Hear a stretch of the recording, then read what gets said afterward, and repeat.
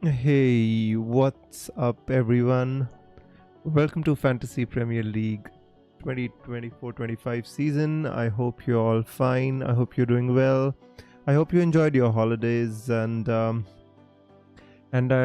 hope you enjoyed the Euros, guys. I actually did not play any Euro fantasy. I just wanted a break from all this kind of fantasy stuff. I just enjoyed the Euros, and after that. Enjoyed the Olympics, and yeah, I mean, I know FPL was announced in July, but I didn't make any drafts or get into FPL that much. I just kind of was relaxing, enjoying my preseason and lots of other stuff, guys. But I like to always think of FPL as a marathon, and that's how I always take it. I always start slow and steady. I keep reading, I keep watching the highlights, I keep myself updated on the preseason games, the transfers, and whatever is going on in the world of FPL. And then as it comes closer and closer, then after the Community Shield is when I get really serious and I make my first draft. So the today's agenda I already kind of put on my YouTube channel, and we're gonna discuss a lot of things, guys. And if, for example, you've not been in touch with all the updates in FPL, what's been going on in preseason, who scored the goals in preseason, which club signed which players, which are the best players for every price point, and a lot of other stuff, we're going to go through everything today, guys. And so if you've not been in touch with FPL, worry not, guys. In the next 1 hour, I promise you'll be updated right as much as the next guy who's been preparing for FPL, because I've been working so hard to just gather the data. And so just let me answer your comments, and after that I'm going to kind of get into the stream. So I'm not going to be answering the comments midway, because I want to get through the data first, and then we're going to come and answer your questions related to specific players or drafts. We're going to even look at Fantasy Football Fix website, who were kind enough to sponsor our streams every season for the past 3 seasons as well, guys. So welcome to the stream, Sakar, Lightrays, Abhiroop. Lighter says Olympics were fantastic. They were absolutely fantastic. They always are, actually. They're just a different flavor of sport as compared to anything else. The emotions, the patriotism. It's fantastic, guys. Sakar says Spain versus France game was crazy. It absolutely was. I enjoyed it a lot. Although the players which were playing in it were not obviously the first team players, but you can't have your first team players playing the Euro and the Olympics. So yeah, I mean, I understood, but the game was fantastic, obviously. Abhiroop says, waited a lot for your stream. Your style of hosting is so peaceful and logical. Thank you so much for the kind words, my friend. And I hope you enjoyed, today's stream as well. So without any further ado, guys, let's get started. So there have been some changes to FPL, guys. So finally, from lots of years, we've been calling for FPL to make some changes, and they have. And the most important change that you want to know about, is that the number of free transfers is now 5. Previously, you could have a maximum of 2 free transfers. You could save one free transfer, from the previous week, and you could make 2 free transfers. Now you'll be allowed to save up to 4 free transfers, and you can make 5 free transfers in any one game week if you're able to save that many transfers, that is, right?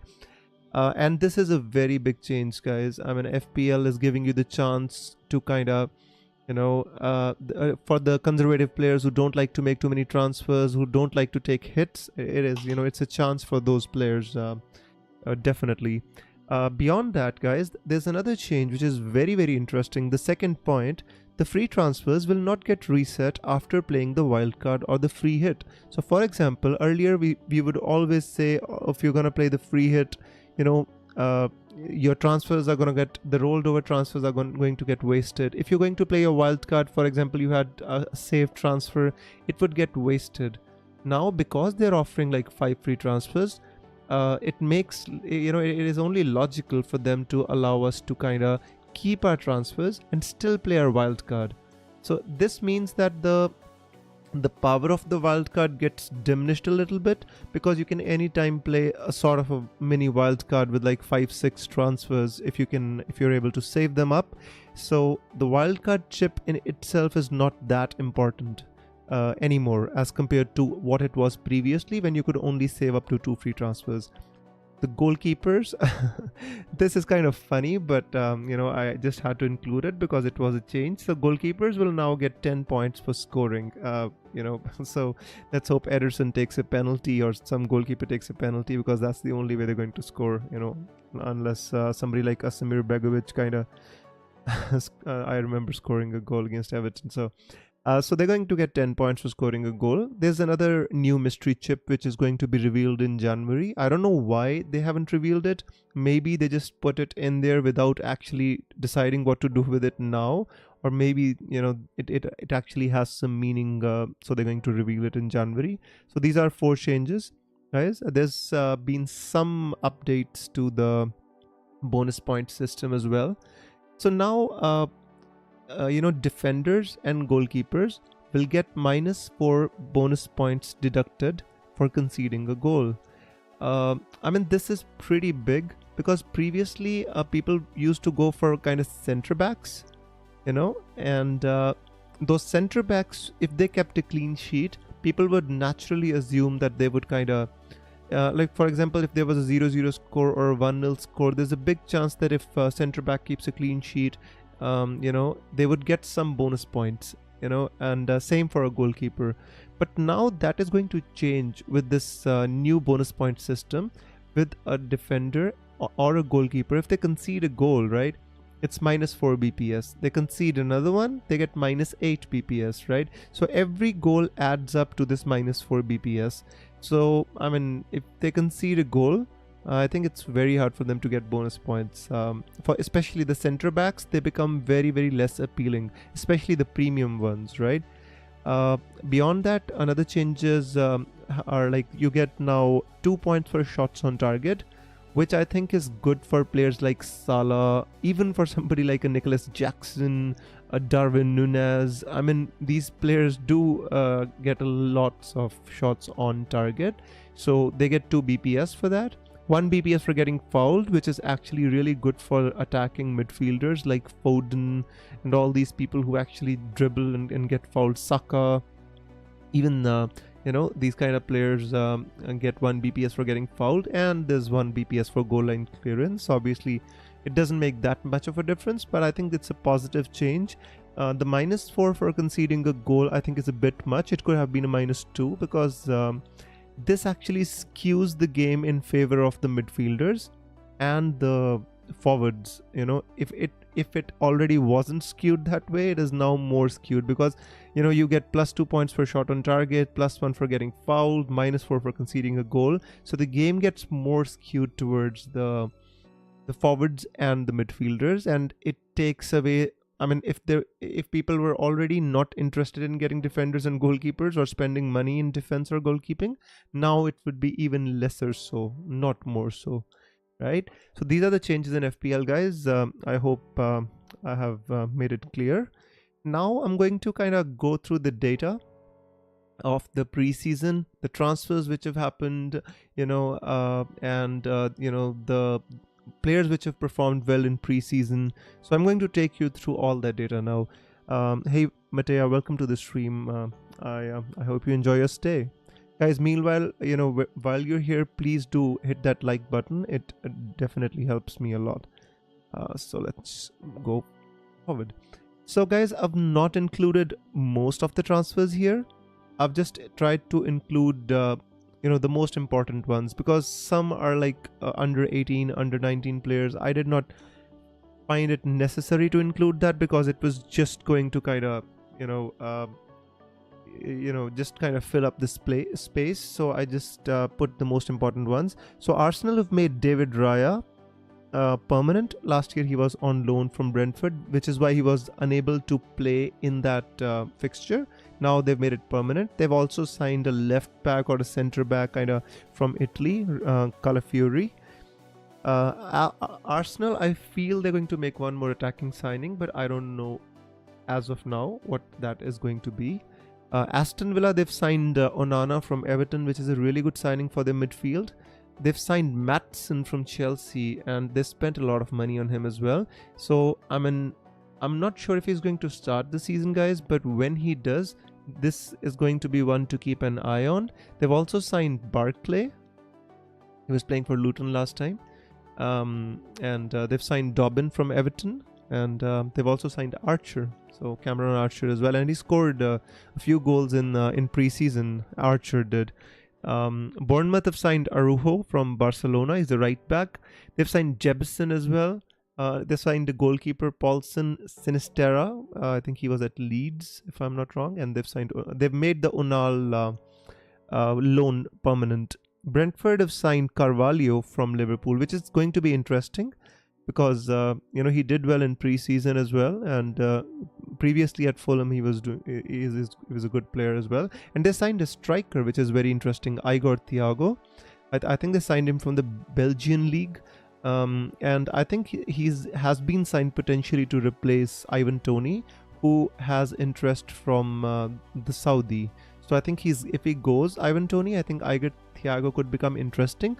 But at the start of the season, he's injured, so he doesn't become an option automatically. But this is one to keep an eye on for the future. So Brighton have signed Weaver. I think this one has come to kind of replace Pascal Gross. Now they've signed this player called Minte, guys. My word, what a player is he. I mean, I watched him in preseason. He's a live wire, guys. He just wants to score goals. Plays on the right wing. He cuts in and he scores with his left boot. I mean, he's absolutely amazing. They've signed Cozier Dubry from Arsenal as well. He's a youngster. Chelsea, they've I honestly, I kind of lost count of how many players and whatever Chelsea's been doing in the transfer window, because there's just been absolutely crazy since Todd Boehly joined. But I'm just going to take you through what I know. So Jorgensen, they signed a goalkeeper. It could be interesting.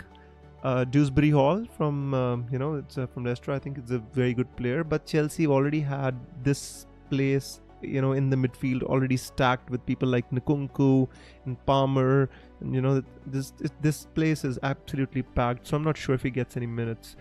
They've signed a Fulham defender, Tosin Adarbayo, and then they've signed Pedro Neto as well for about 55 million.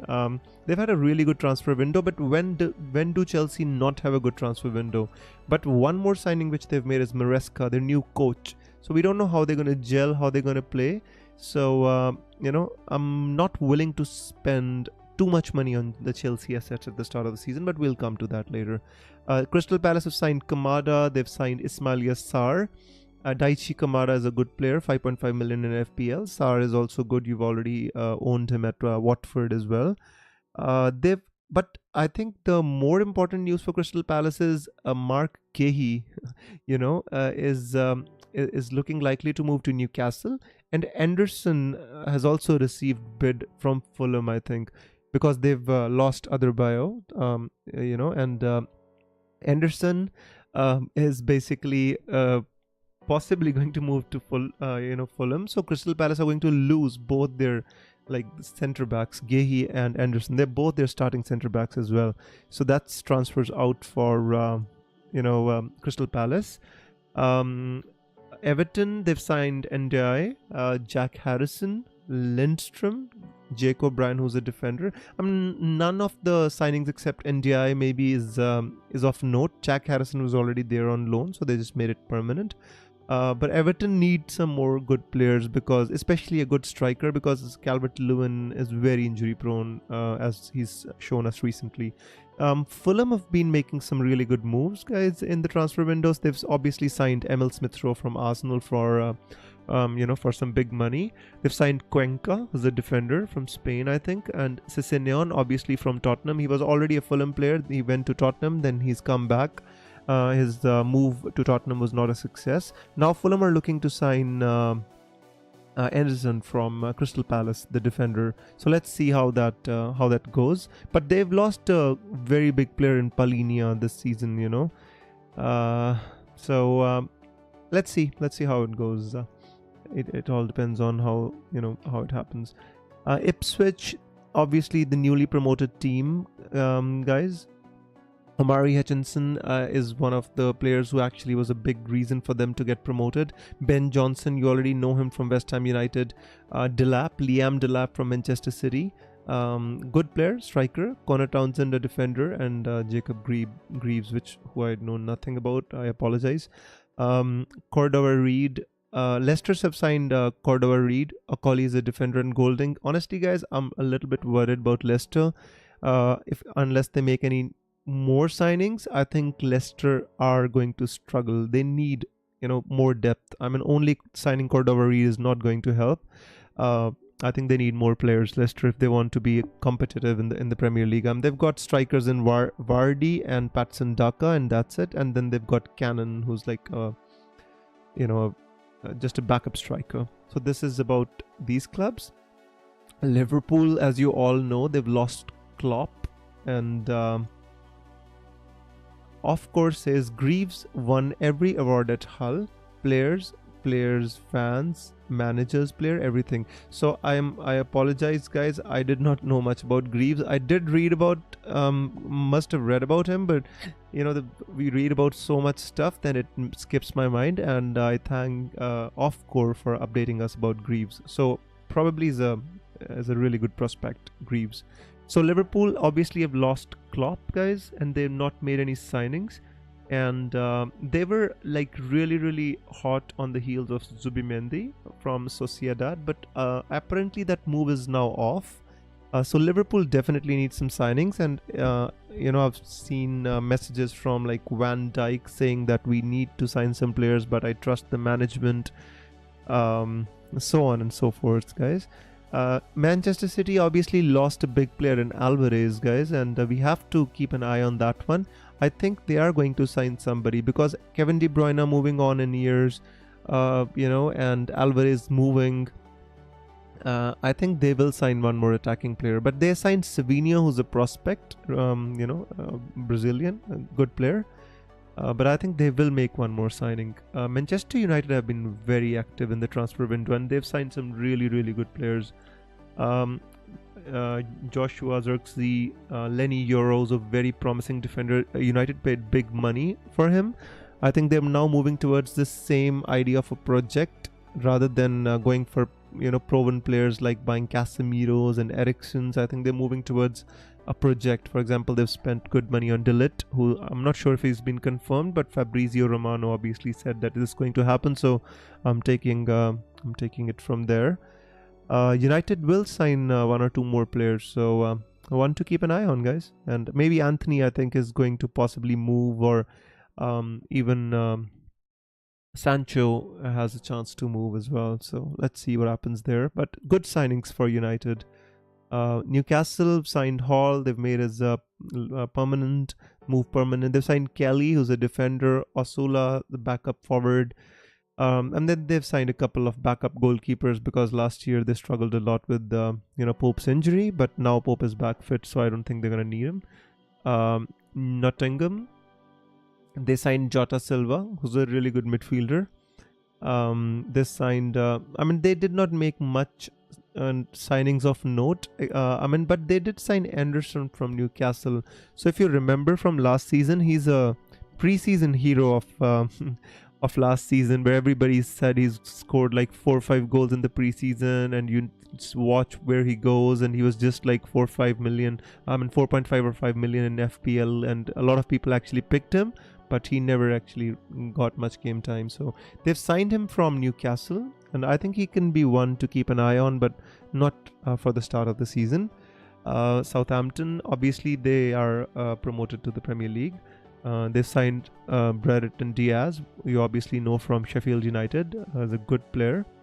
They've made the loan move of Harvard Bellis permanent. They've signed Lallana back from Liverpool. Not Liverpool, I think he was at Brighton. I'm sorry, guys. I'm just skipped my mind. They've signed Charlie Taylor, who we know from Burnley. They've signed the left back. They've signed Edwards. And then they've signed Sugawara, who's a right back. So Spurs have made a really good signing. They've obviously signed Timo Werner. They made the move permanent. Dominic Solanke, Bergwall is a really exciting prospect. You must have seen him in preseason.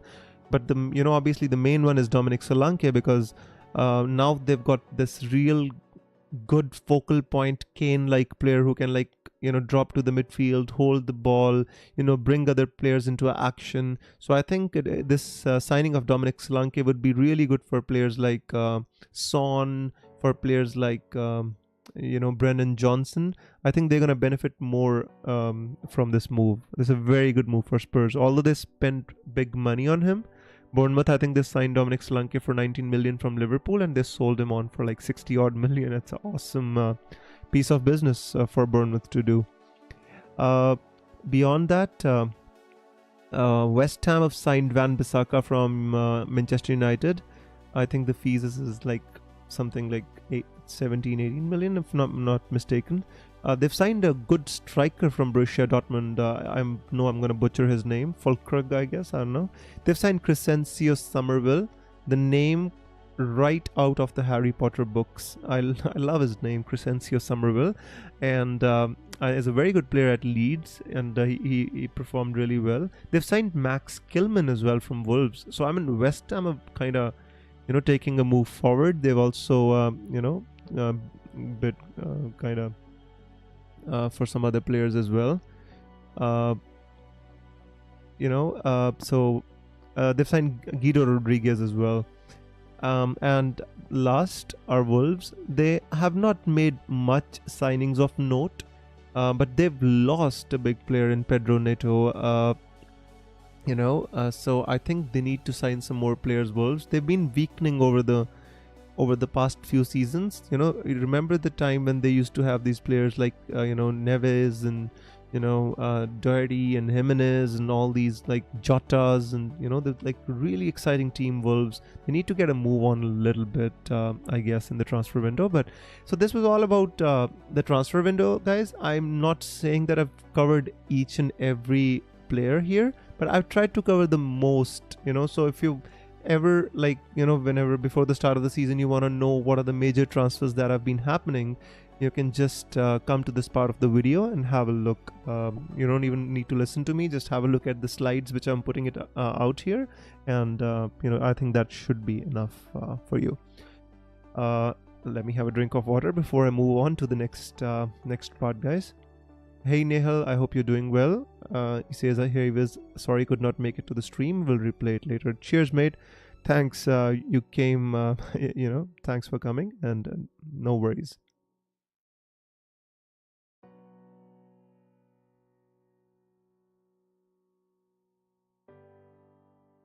Guys, by the way, if you are enjoying the stream, please do hit like. It does really help to take my video to other people who've who can benefit from it as well. All right, guys. Offcore has said that no problem. I'm a Hull fan. Cheers, mate. Thanks for the update. Right, guys. So now, I'm going to move into the FPL terms, but before I do this, I actually would like to talk about the preseason stars, right? So let's not talk about the enablers at the start. So that's not the best place to kind of go to. Let's first talk about the preseason and what has been happening. So we've talked about the rule changes in FPL. We've talked about the transfers that have happened.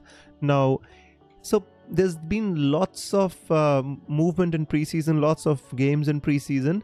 The standout player from Newcastle was kind of Jacob Murphy, 5.5 million. He benefited from Gordon being absent because Gordon was at the Euros and England went deep into the Euros, so he was not available for preseason. And Jacob Murphy was the one who actually benefited the most. He scored 5 goals, 2 assists, and and there's a surprise inclusion here, guys. Kulusevski, he played as a false 9 in all the Tottenham's preseason games. And he got 3 goals and 3 assists, but I'm not sure how much we should look into this one because now they've signed Dominic Solanke, so the option for Kulusevski to play this false 9 role is kind of absolutely done and dusted because now they've got Richarlison as backup and Solanke as a striker. But Kulusevski was in good form, so if he even starts on the right wing, I mean, there's one to keep an eye on. Obviously, the robot Erling Haaland scored 5 goals, including a hat-trick against Chelsea, after which his ownership skyrocketed. Previously, I've seen people making drafts without Haaland. They're saying, look how much money we have. We're making drafts without Haaland. One preseason hat-trick and everybody just gets Haaland. It's obvious, it's a FOMO, it's a fear of missing out.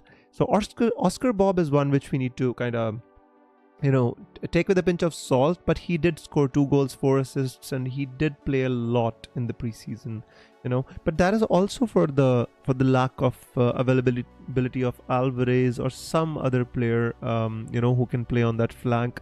Obviously, I think Bernardo Silva's previously started there, but he's not really a right winger. He does offer them the ability to control that side of the pitch, but he's not really a right winger. So that's why I've been thinking that Manchester City, possibly they're going to sign someone. I just feel they will. So I'm not sure if Oscar Bob is going to be an FPL option, but he did have a good preseason. As you would have seen in the Community Shield as well, he did some good things there. Rodgers from Aston Villa is much more interesting in terms of FPL, guys.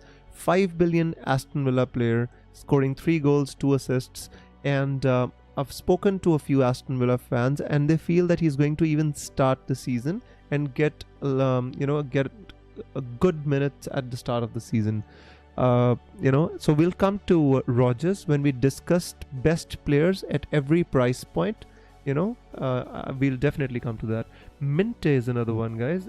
Brighton signed a gem, and he's just 5.5 in FPL, which is why I don't think a lot of people are paying attention to Minte.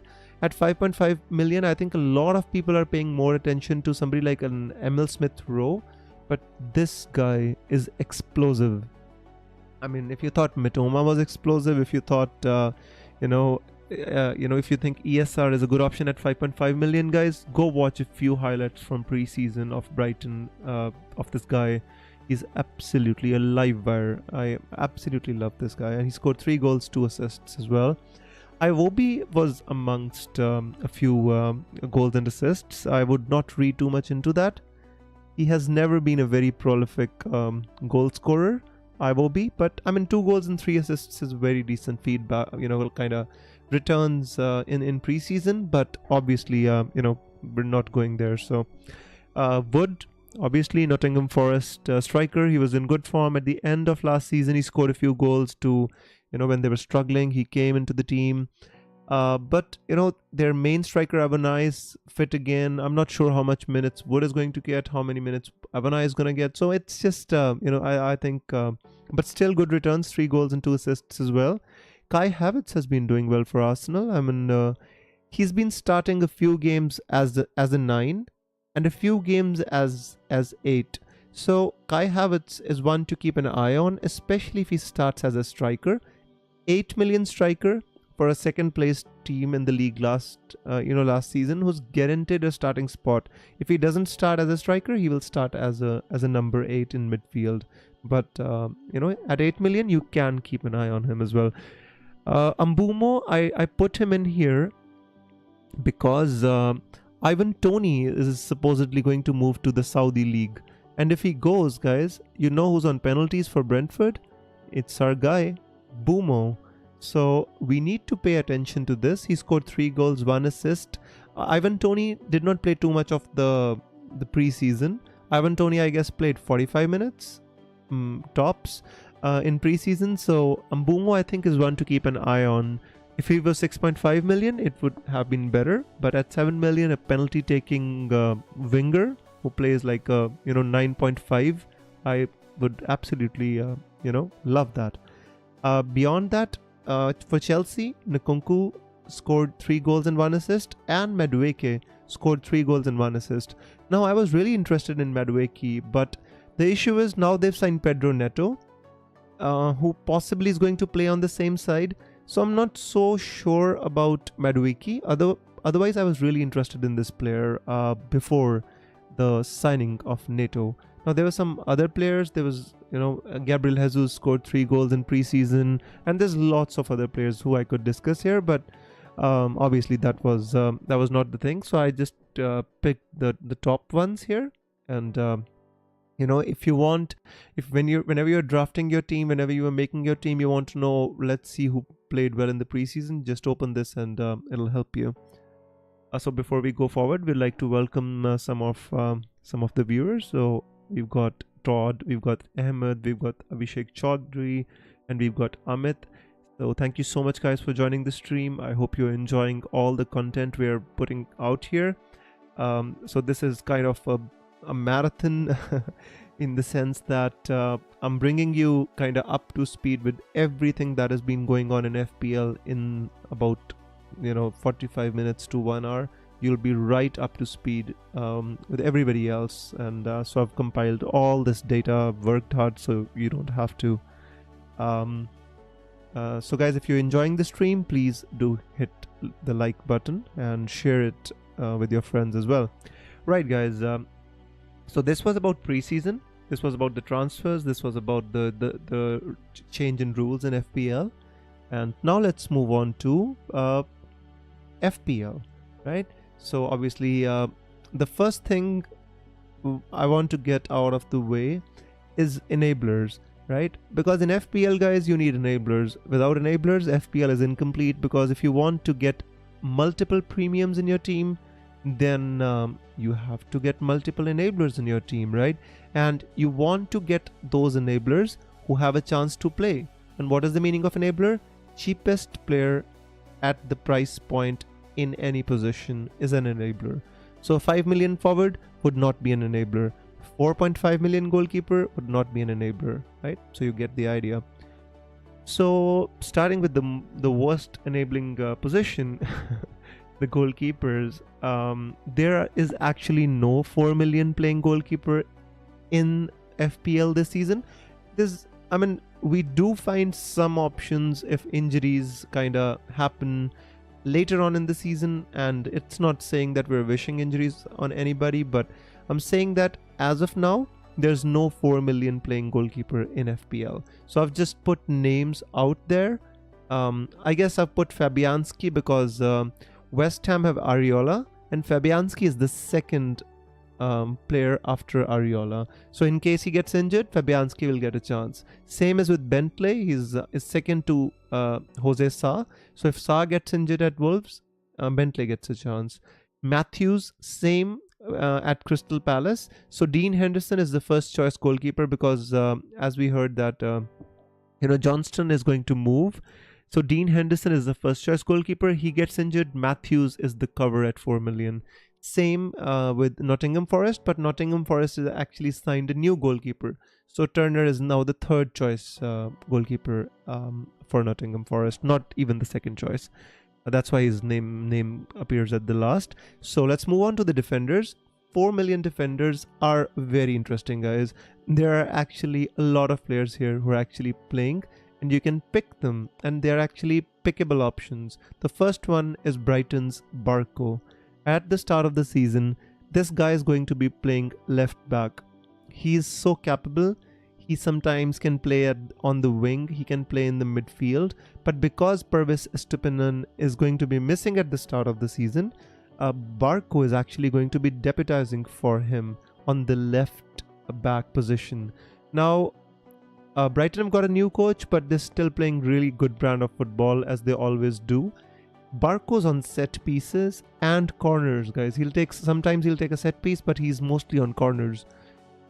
4 million defender, guaranteed to start until September. The first 4 or 5 games. I think that's all you need a 4 million defender for.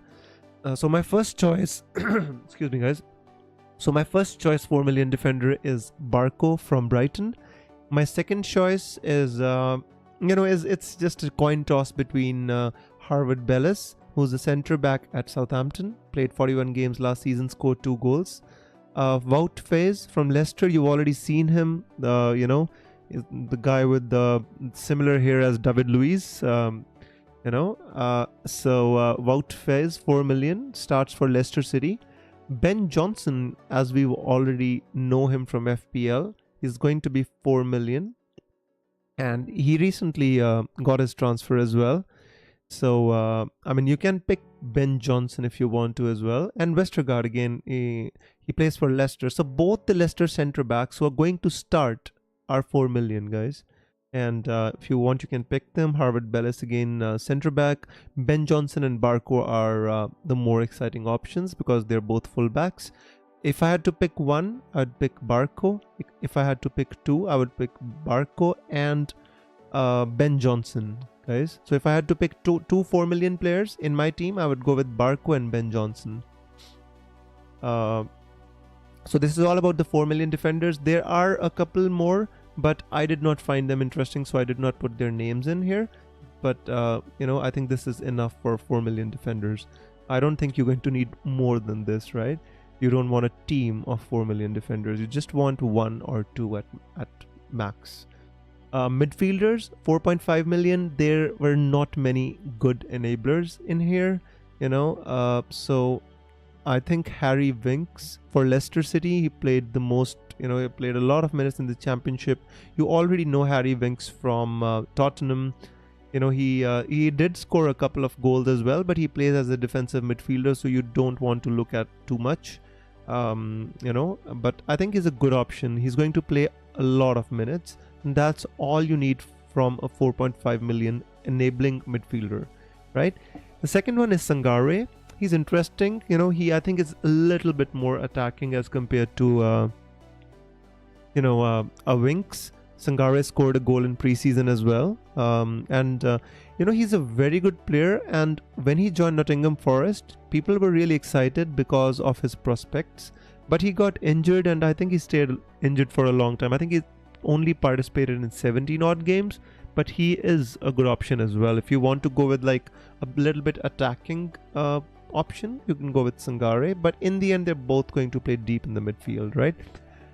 Forwards, guys, again, just like goalkeepers, this is a wasted space. You don't want to go with a 4.5 million forward because there is no forward who actually starts for his team.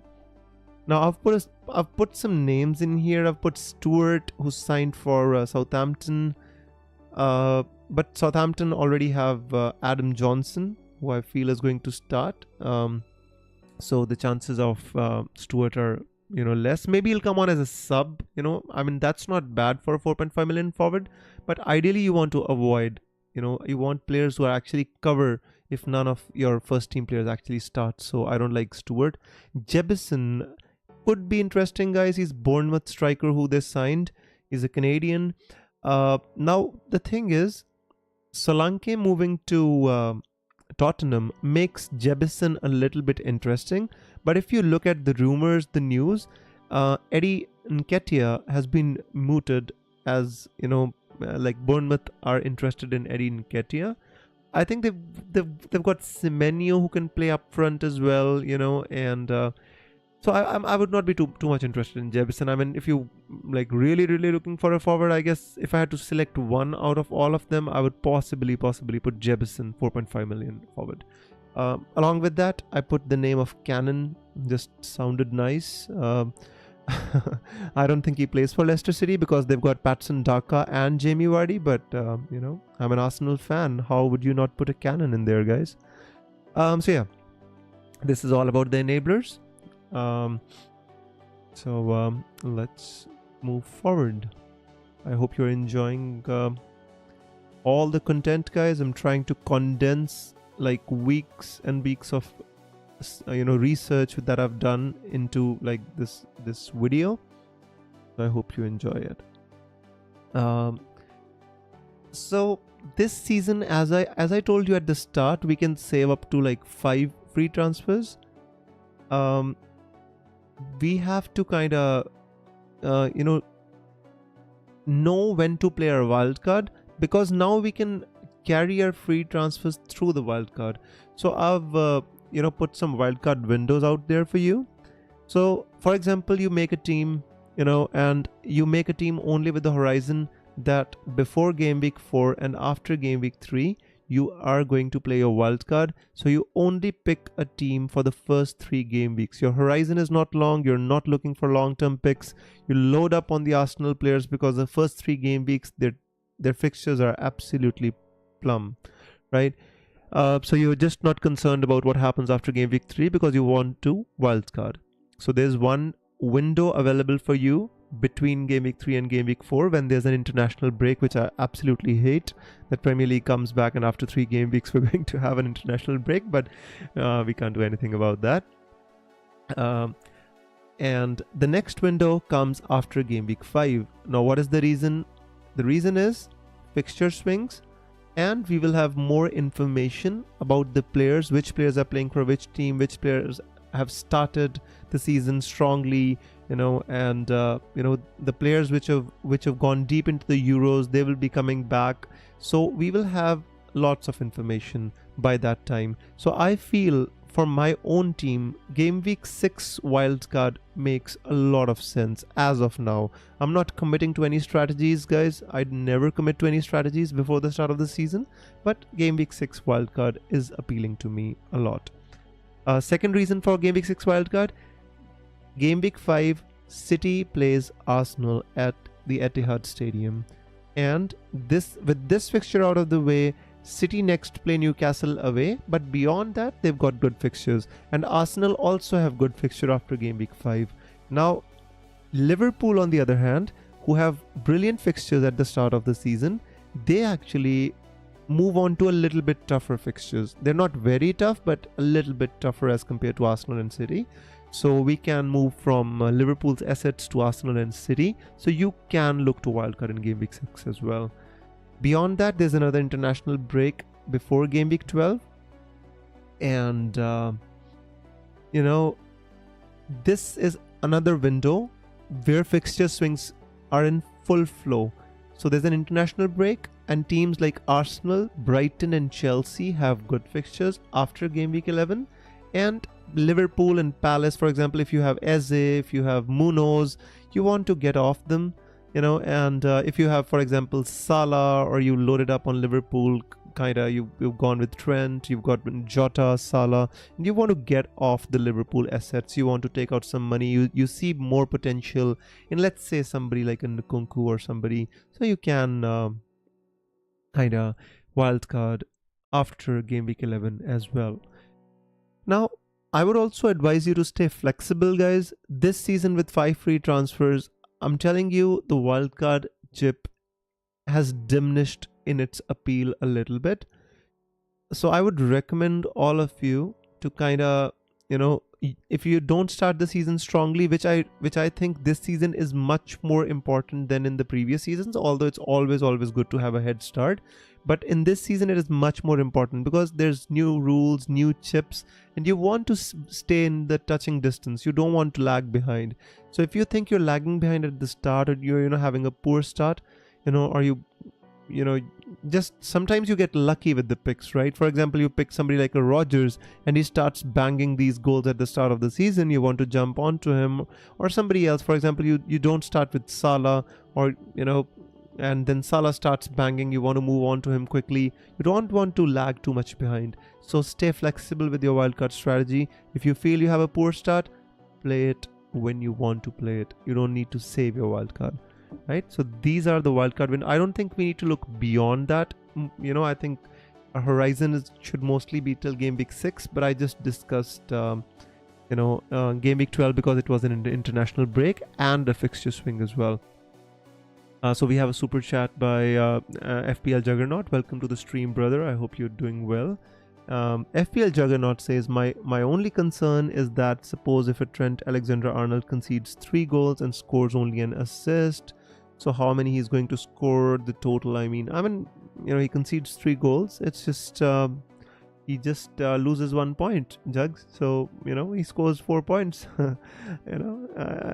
It's cool. I mean, he doesn't get any bonus points. That's fine. Yeah. I think the bonus points will be offset easily by that assist which he gets. So I guess he gets 4 points, which is obviously not a great return for Trent Alexander-Arnold, but it is something, right? So thank you once again for the super chat, Jugs. Thank you for supporting the channel. Guys, here I would like to kind of talk to you about the new membership tier that we are starting this season. So if you click on the join button, which is right next to the subscribe, you'll see 3 membership tiers now. Earlier there were 2. Now we've got 3. We've got Dumbledore, we've got Gandalf, and we've got a Merlin membership. So if you join the Merlin membership, I actually have a private WhatsApp group in which I'm going to be present, and you can actually be a part of that group, and you can talk to me one-to-one, and just we'll slowly and gradually we'll build a community.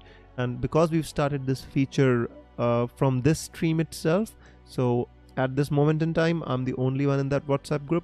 But if you want to be in a WhatsApp group with me and with other members, you can join this membership tier, and you will get access to that WhatsApp group in which you can actually ask me questions directly. You don't need to wait for the deadline stream, and it'll be a group which grows organically.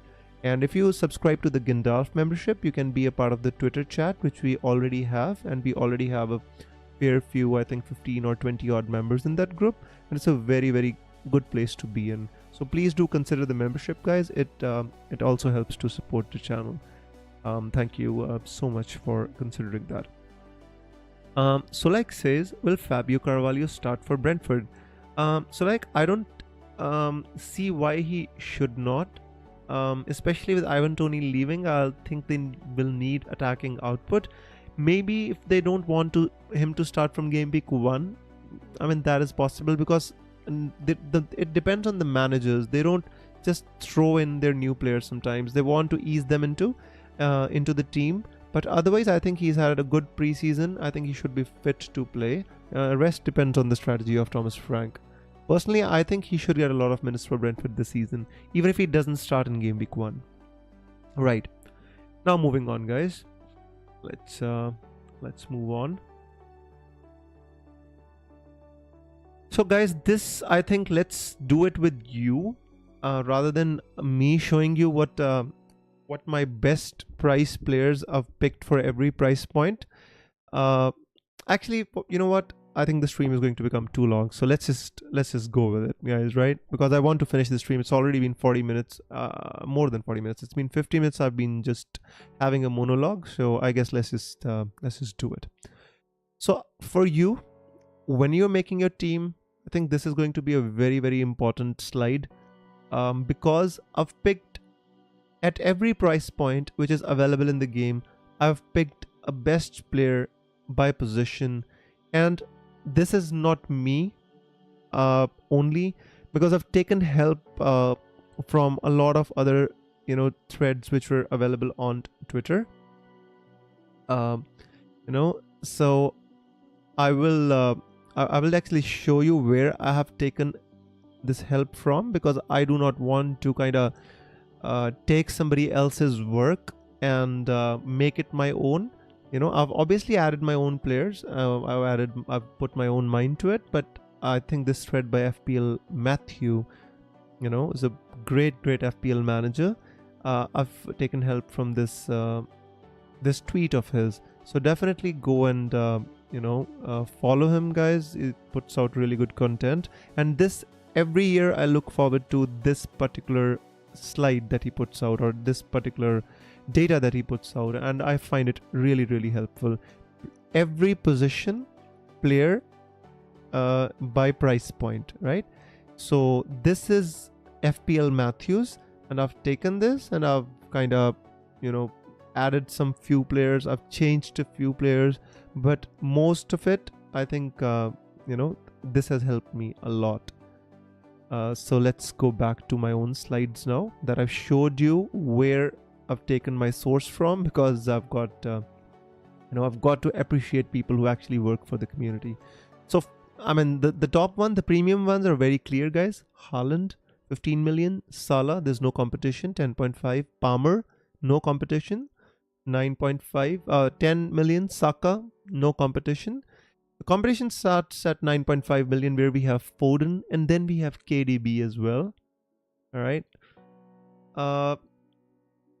I prefer Foden because I feel that KDB is moving on in years. Although I think I was expecting KDB to move this season, but Pep did not let him move. So KDB will be at City. Maybe he will get his minutes managed. I don't know how it goes. Maybe KDB will be a great FPL option come game week 5, and all the fears which we have are allayed that he's moving on in years. Maybe he'll not be able to play, but he's 33 I guess now, so we have to take that into consideration. So I put Foden as the best 9.5 million midfielder. At 9 million it was easy because there's no other players. I put Watkins in as a striker. There's no 9 million mids. 8.5 was a very interesting price bracket, and I know United fans will not be happy with me, but I put Odegaard ahead of Bruno Fernandes. But I feel, and I would like to categorically say it here, I feel Bruno Fernandes is an equally good option to Odegaard. The thing is, I'm not sure how United are going to set up this season, right? Because the way they set up against Manchester City, it was different, and way the setup in the preseason games was different. In the preseason games, Bruno Fernandes was playing much closer, he is playing like much closer to the striker, and I absolutely would love if Bruno plays there. He could become the Bruno Fernandes of old if Ten Hag unlocks them, and that would massively, be helped by a solid base. But anyways, so I will give you the option 8.5. You can go with Odegaard or you can go with Bruno Fernandes. I think they're both good. I just prefer Odegaard over Bruno Fernandes. Isaac, I think he's going to be in everybody's team, so there's nothing to debate about him. 8 million, there were no other players, so I simply picked Kai Havertz. There were no midfielders at 8 million, so I was spared. 7.5 million, Dom Solanke. There's no questions there. Tottenham striker, starting striker, I guess, from the comments made by Ange Postecoglou. 7.5 million Tottenham striker, Solanke. And in midfield, I have two options at 7.5 million. I feel that Gordon will be my first option and Jota will be my second option. Why, if you ask me, the reason is I think Jota will get less minutes. He's not going to play 90 minutes in any game. I think he would be subbed off very quickly. So I heard this podcast, and I would like to give a shout out to Planet FPL Pod. They do these every year. They do these correspondent week podcasts where they bring players from every fans from every club who are engaged fans, and they do these 1 hour podcasts and they tell everything about the club, and that is where we get our information from. Along with that, I heard another podcast by FPL Wire. They brought a Liverpool fan as well, and it has really helped me in my perspective about Salah and Jota and so on and so forth, right? So the first option at 7.5 million is Gordon, and the second one is Jota. Moving on, there's no 7.5 million defender. Trent Alexander-Arnold is 7 million this season. So 7 million, I think the options are very, we've got good options. West Ham have got a new striker in Fulkrug. And Jesus obviously is fit again. Arteta's been, saying some really good words about Jesus, but I'm not sure if he starts the season, if you ask me, I think Havertz is going to start up front. So that is why I've put Jesus on the second and I've put Fulkrug on the first. If you want looking for a 7 million midfielder, look none other than Eze, and second is Mbeumo.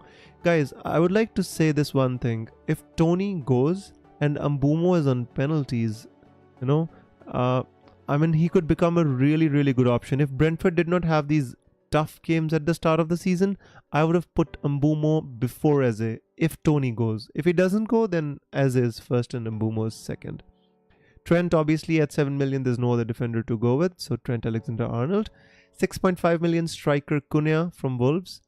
6.5 million midfielders is loaded with players. And, I think I like Madueke. I like Nkunku. Obviously, because now they signed Pedro Neto, I did not put the name of Madueke here. So the first option for me at 6.5 million midfield is Nkunku, Christopher Nkunku. If you've watched Chelsea's games in pre-season, you've seen where he plays. He is such a live wire. I absolutely love the way he plays, and I can't say that much for many Chelsea players. But Nkunku is absolutely great. And beyond that, I think Garnacho is being overlooked by many FPL managers. Just like I said about Bruno Fernandes, he would be my second or third choice for this position. I think Garnacho will do really good things this season. It's just that Manchester United, I'm not sure about how they're going to set up and how they're going to play. Otherwise, I think Garnacho could be a very good 6.5 million option as well. Defenders, there's no other defender at 6.5 except Ben White, so I just put him in there. Now we come to the more interesting part, which everybody would possibly be looking forward to. The cheaper players, right? So 6 million forward, I think we're very clear. Fulham have got the second best fixtures to start the season behind Liverpool. So Muniz at 6 million, I think is a very, very good option, guys. And definitely deserves consideration. 6 million midfielder, I did not find any 6 million midfielder. I'm not even sure if there is a 6 million midfielder in the game. I could be wrong. I'm not sure why I have not put a 6 million midfielder in here. And obviously I'm trying to look right now, but I don't think there was a 6 million midfielder. There was Gallagher, right? I think that's the only one. There was Gallagher, and I thought he was going to move to no, just a second, guys. Yeah, there's Gallagher, there's Ismaila Sarr, there's Anthony, there's Almiron, there's Joelinton, there's Paqueta, there's Somerville. I just forgot to put it in here, guys. I apologize, but let's do it right now. We're here. So who would you pick as a 6 million midfielder, guys? What would be your pick at 6 million midfield? Now I want your opinion here.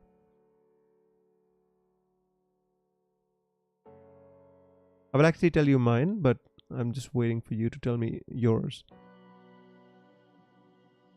Almiron is a no-go. Joelinton is a no-go. Lucas Paqueta, I'm not sure if he's fit or not. I mean, Crescencio Somerville could be interesting, but I'm not sure. There's only how many? 8 or 7 6 million players. Dewsbury Hall, I'm not sure again. Gallagher is back to Chelsea, I'm not sure. Ismaila Sarr, again, I'm not sure. There's no good 6 million midfielders. I guess that is, again, I would have left it empty, but it's all good. Let's move on. I guess let's not waste too much time here. Right. So and obviously in the defense, my first choice at 6 million is Guardiola, and the second choice is Trippier. Now, guys, see, everybody's ignoring Trippier at 6 million this season because they say, all right, Newcastle defense was absolutely shambles at the end of the season. They were not doing anything, but they also don't remember the time when Newcastle defense was really good. And the reason it was really good is Nick Pope was there, and they did not have any European distractions. Now, because of this European football, Newcastle as a club did not have enough players or resources to kind of cope up. They've got enough resources, obviously they've got deep pockets, don't mean that, but last season they did not have the players to cope up with the Champions League, so they were struggling a bit. But this season I think they're going to be much better defensively, and I think Trippier deserves more consideration than he's getting on social media or amongst the other FPL drafts. Guardiola obviously is the best attacking defender. Last season he was absolutely on fire. At the end of the season he did cost me a lot. So first choice Guardiola at 6 million, second choice Trippier. 5.5 million is a very, very interesting price bracket, and I think we're going to need some of these players for our team, to play once or twice, especially if you're looking for a forward at 5.5 million. I think Joao Pedro is a very good option from Brighton. I mean, if you see the goal he scored against Villarreal, guys, with his left foot, it was magic. It was outside the box. It was amazing strike. And I think as a player also, I think he's a very good player. He is a silky smooth kind of player, and he brings other people into play as well. So very good option at 5.5 million, Joao Pedro. Minte, I've been building him up even before when I discussed the new transfers. And when I discussed the preseason stars, I mentioned Minte both of the times, guys, and he's really, really fantastic. 5.5 million, Brighton midfielder who kind of just likes to cut in and shoot. He shoots at every opportunity that he gets. He's really, really good.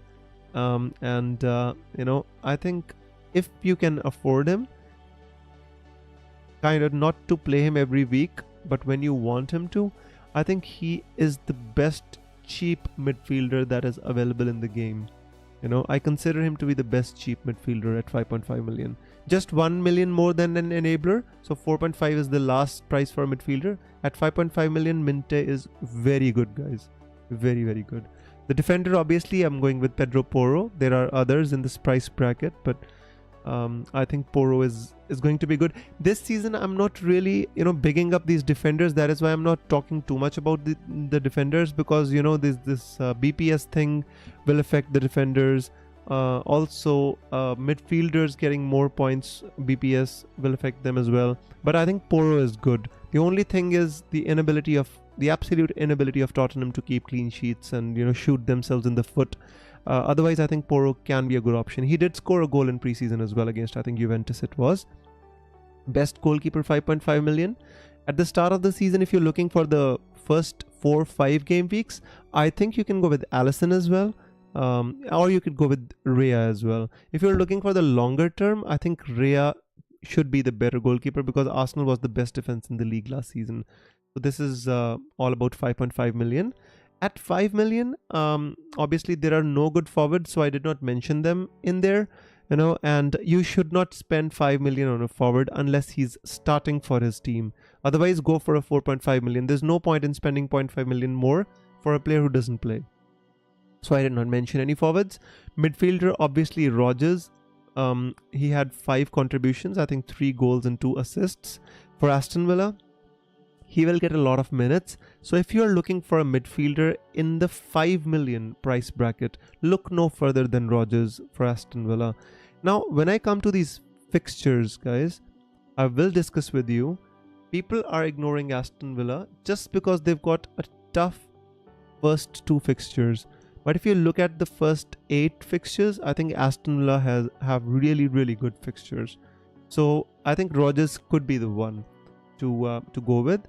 But if you ask me one, I would go with Minte at 5.5. Munoz, again from Crystal Palace. If you saw the preseason highlights, if you saw last season, you saw how attacking this guy is.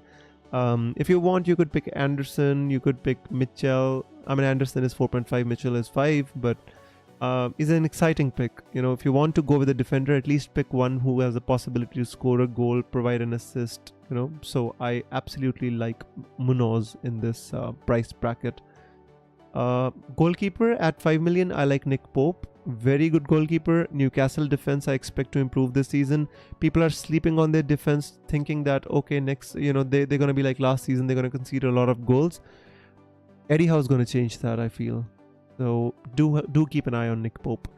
Now 4.5 million, we now getting into this enabler category again, which we've already discussed, so I will not go too much deep into this.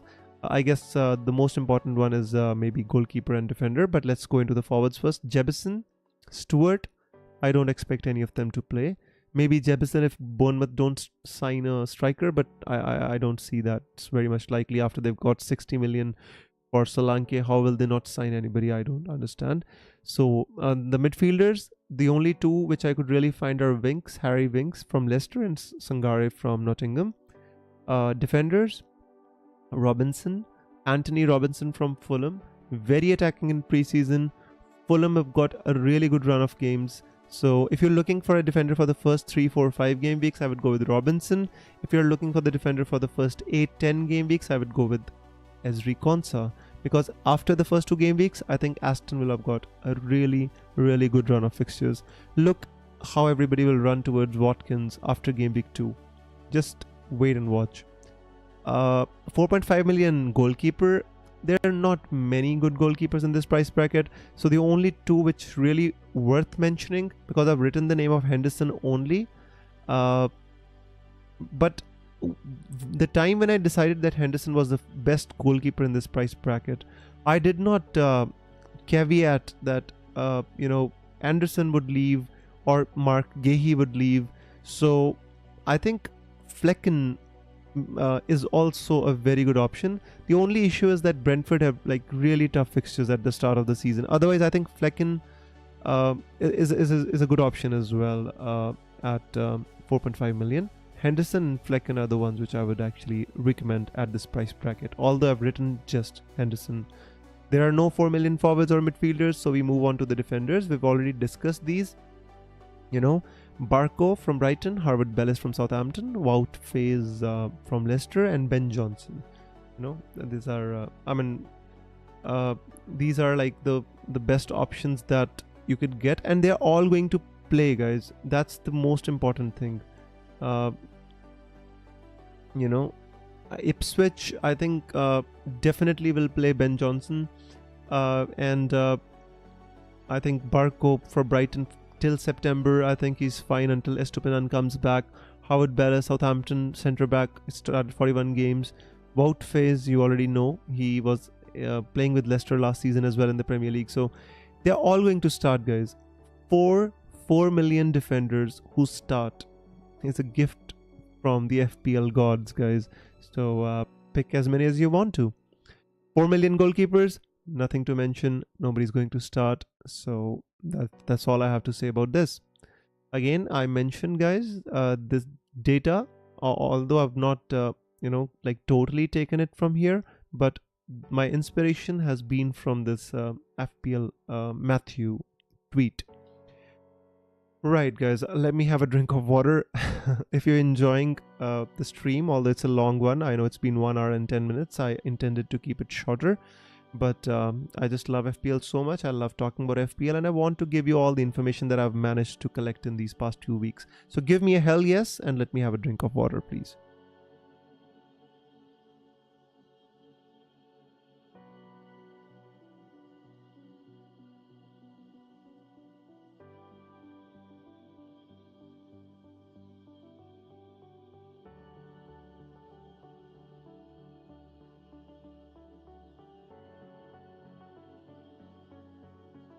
Right, we're back.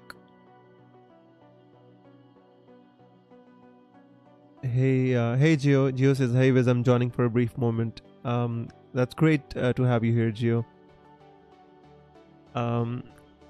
You can just have a look at the slides later. I'll also tweet these slides for the benefit of the wider community. If anybody benefits from the data that I've managed to collect, I'm more than happy than that. Abhirup says, thoughts on Solanke, will he get the pens? Abhirup, it's hard to say now about Solanke.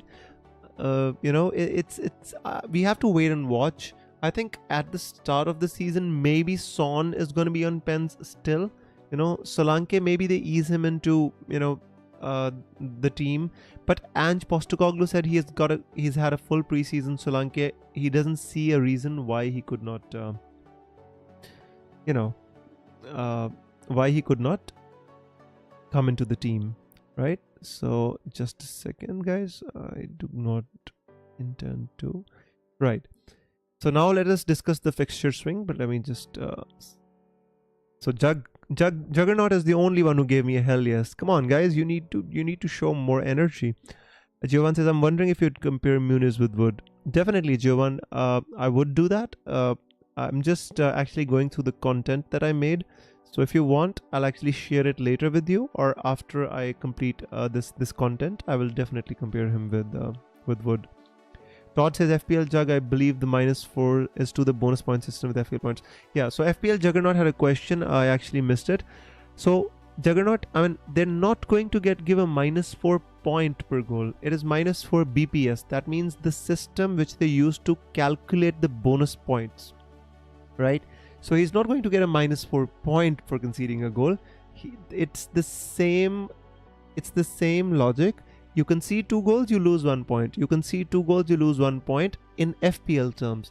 BPS just means the system which they use to calculate the bonus points. He's going to lose 4 BPS, like smaller points, which add up to make 1 bonus point.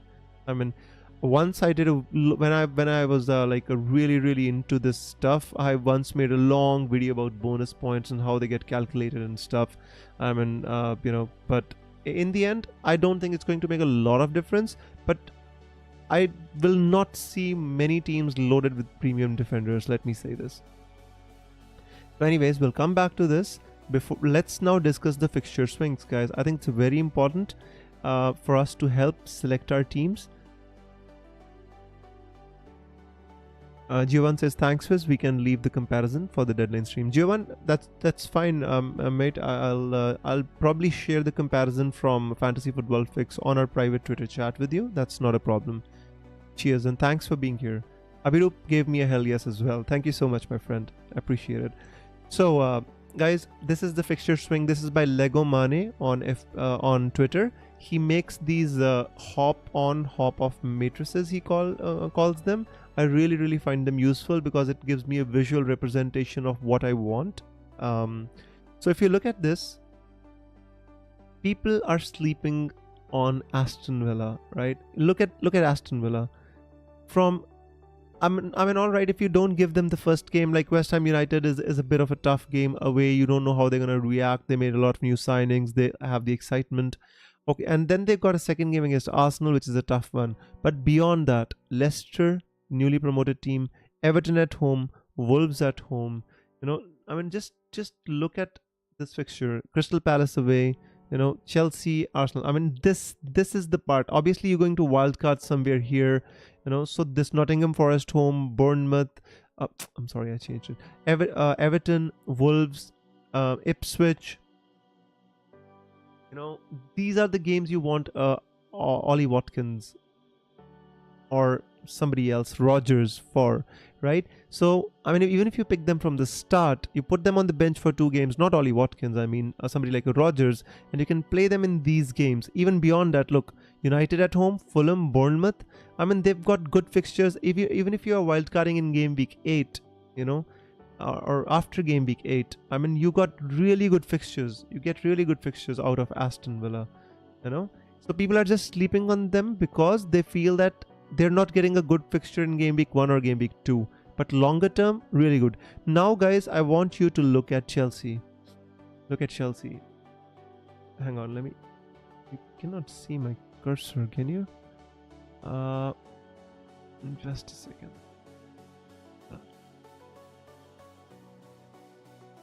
Anyways, you can't see my mouse. It's all fine. I'll just narrate it out to you anyways. So Chelsea, guys, now people are not picking Chelsea players. Obviously, they've got a new manager in Maresca. He is playing a crazy brand of football in which they actually conceded goals to Manchester City, trying to play out of the back.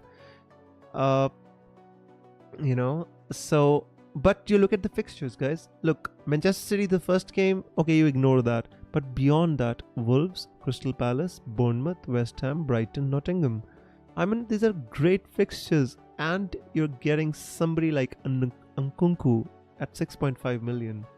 It's, I mean, obviously, I would not pick somebody like a Cole. I mean, a Palmer, but somebody like an Nkunku tempts me a lot because of these 1, 2, 3, 4, 5, 6 good fixtures, a chain of 6 good fixtures. No other team has that in the first 10 game weeks except Chelsea. So do not sleep on Chelsea assets. Do not think that they get, do not let your vision be limited only till 1 game week, guys. You have to think beyond. Pick a Chelsea player, play him against Manchester City, put him on the bench, and then you get 6 good fixtures out of him, right? Beyond that, I mean, Manchester City has like good fixtures if you're like thinking to wildcard after game week 7 or 8. I think that is a possibility because they play Ipswich at home in game week 2, Brentford at home in game week 4, so, and beyond that they've got Arsenal and Newcastle, which is the tough fixtures, and then they've got a good fixture run. If you look at the longer fixture run, they've got Fulham, Wolves, Southampton, Bournemouth, Brighton. So if you wildcard after game week 5, you get all these good fixtures from Manchester City, right? So, and you see, and that's the time when you really want to jump off Chelsea. You want to jump off Chelsea at that time or around that time when City's fixtures are turning. Arsenal, you can, if you're playing a wildcard in game week 4, you can pick Arsenal's player like for the first 3 game weeks. You can even triple up on Arsenal for these first 3 games. But after that, they've got like Tottenham away, Manchester City away, very difficult games. Beyond that, 3 good run of fixtures. Again, they've got Liverpool, Chelsea, Newcastle. I mean, Arsenal have got a relatively tough start to the season, which is why you will not see many drafts with Saliba, Gabriel, or David Raya in the team because they have a relatively tough start to the season. The best, I'll tell you the best 3 teams at the start of the season. Liverpool is my number 1 team at the start. They've got amazing fixtures. They've got Brentford, Nottingham, and Bournemouth at home in the first 5. What else can you ask for? I mean, it's absolutely amazing. Ipswich in away in the first fixture, and it's sandwiched in between is a game against Manchester United at Old Trafford, which is always a juicy game as well, which is why you'll see somebody like a Salah in a lot of drafts because Liverpool have the best fixtures to start the season. After that, Fulham are my second preferred team at the start for the first few game weeks. If you see, they've got Leicester at home in the second game week, they've got Ipswich away in the third game week, they've got West Ham at home in the third game week, and then they've got Nottingham Forest. So for the first 5-6 game weeks, I think Fulham have really good fixtures. A third team which not many people are considering, but if you look at their first 10 game weeks even, they've got good fixtures, is Nottingham Forest. Bournemouth at home, Southampton away, Wolves home, then comes obviously a difficult game against Liverpool, I think, right? Liverpool, but then, just one difficult game, right? Then we've got Brighton, Fulham, one difficult game against Chelsea, then Crystal Palace, Leicester, West Ham United. So Nottingham Forest has really good fixtures, which is why you'll see Chris Wood in a lot of drafts. But you will also not see too many Nottingham Forest players because there are not many options, exciting options to choose from. For example, you can pick somebody like a Morgan Gibbs-White, you can pick somebody like a Callum Hudson-Odoi, you can pick somebody like an Elanga, but you can never be sure of their explosive potential. That's why you don't see too many Nottingham Forest players in the teams. But look at the fixtures, guys. I'm just pointing out, for now we're not discussing players, we're discussing the fixtures where you should concentrate. You should focus on Liverpool, Fulham, Nottingham Forest. Even somebody like a Crystal Palace have decent games at the start of the season. Southampton as well, but I'm not putting their name in this category because of the fact that Southampton is a newly promoted team, right? Now, one more team which you want to look at is Brentford. If you can get a player which can rotate with somebody else, somebody like, for example, you'd pick a Flecken who rotates with somebody else. They've got really good home fixtures, guys. People are ignoring them, but look at their games until game week 13. Crystal Palace at home, Liverpool away, Southampton home, then they've got 2 really away fixtures, I give you that, but then they've got West Ham at home, Wolves at home, again Manchester United away. But then if you can just find a way to play their home games and find some other player to play the away games, somebody like a player in defense or maybe rotating goalkeepers, I think Brentford offer a lot of value. And if Tony goes, I think Mbumo will be very popular. I'm telling you this. Because playing Mbumo against Tottenham away, I have no problems. Playing Mbumo against Liverpool away, I have no problems. He is on penalties. If Tony goes, I can play him there, right? So this is the fixture swing matrix by Lego Mane. We are really indebted to him that he makes this every season. I find this really helpful, not just in deciding my game week 1 team, but to decide what I'm going to do after game week 1. For example, after game week 1, Chelsea has 6 good fixtures. After game week 2, Aston Villa has 6 good fixtures, just 1 Manchester United game. So you need to know when you have to jump, when you have to make your transfers, and plan beforehand. Not at the time. Don't panic. Plan beforehand, guys. Right? So I'm going to I'm done with the fixture swing matrix, and I think I've done with most of the stuff which I brought here. I think the only thing which is left is a tweet by look at his profile picture. He's a fellow wizard. This guy's called Greyhead. He's called FPL Greyhead. He's a fellow wizard as well, and he does some really good work. He runs some really good leagues on Twitter, and he himself is a very distinguished FPL player as well, FPL Greyhead. So shout out to him, and I've taken this data from there. It is the captaincy ranking per game week, right? So when you're picking your team, what is your first consideration? Okay, I'm not picking Salah in game week 1. What will I do? Because I'm picking Haaland, but Haaland plays against Chelsea away. Although Haaland scored a hat-trick against Chelsea in the pre-season, it's not the same in the Premier League. I do not want to captain Haaland. Who should I captain? Right? So here is your answer. This is according to the data which has been provided to Greyhead by Fantasy Football Scout. So shout out to them also. Obviously our stream is not sponsored by them, but this data he has taken from there, so definitely deserve a shout out. And so Salah is the best captaincy option. Obviously he is against Ipswich away. But again, Salah is an unknown quantity. They've got a new manager in Slot. Klopp is gone. And from what I've seen, yes, Salah's been holding the width as mentioned in the Planet FPL pod and FPL Wire, but he is very attacking. He scored a goal against Arsenal. Liverpool beat Arsenal in the preseason, right? He scored a goal against Arsenal. He looked very sharp, providing assists and just running behind the defense in general. I think Salah is going to be a great option this season again in FPL. The only problem is he's priced at 12.5. It's hard to get both Salah and Haaland and make a good team. So what are the alternatives? The alternatives here, they've mentioned Saka, but I would like to give a shout out for game week 1 to Isaac. I think game week 1, Alexander Isaac is a very good option, guys.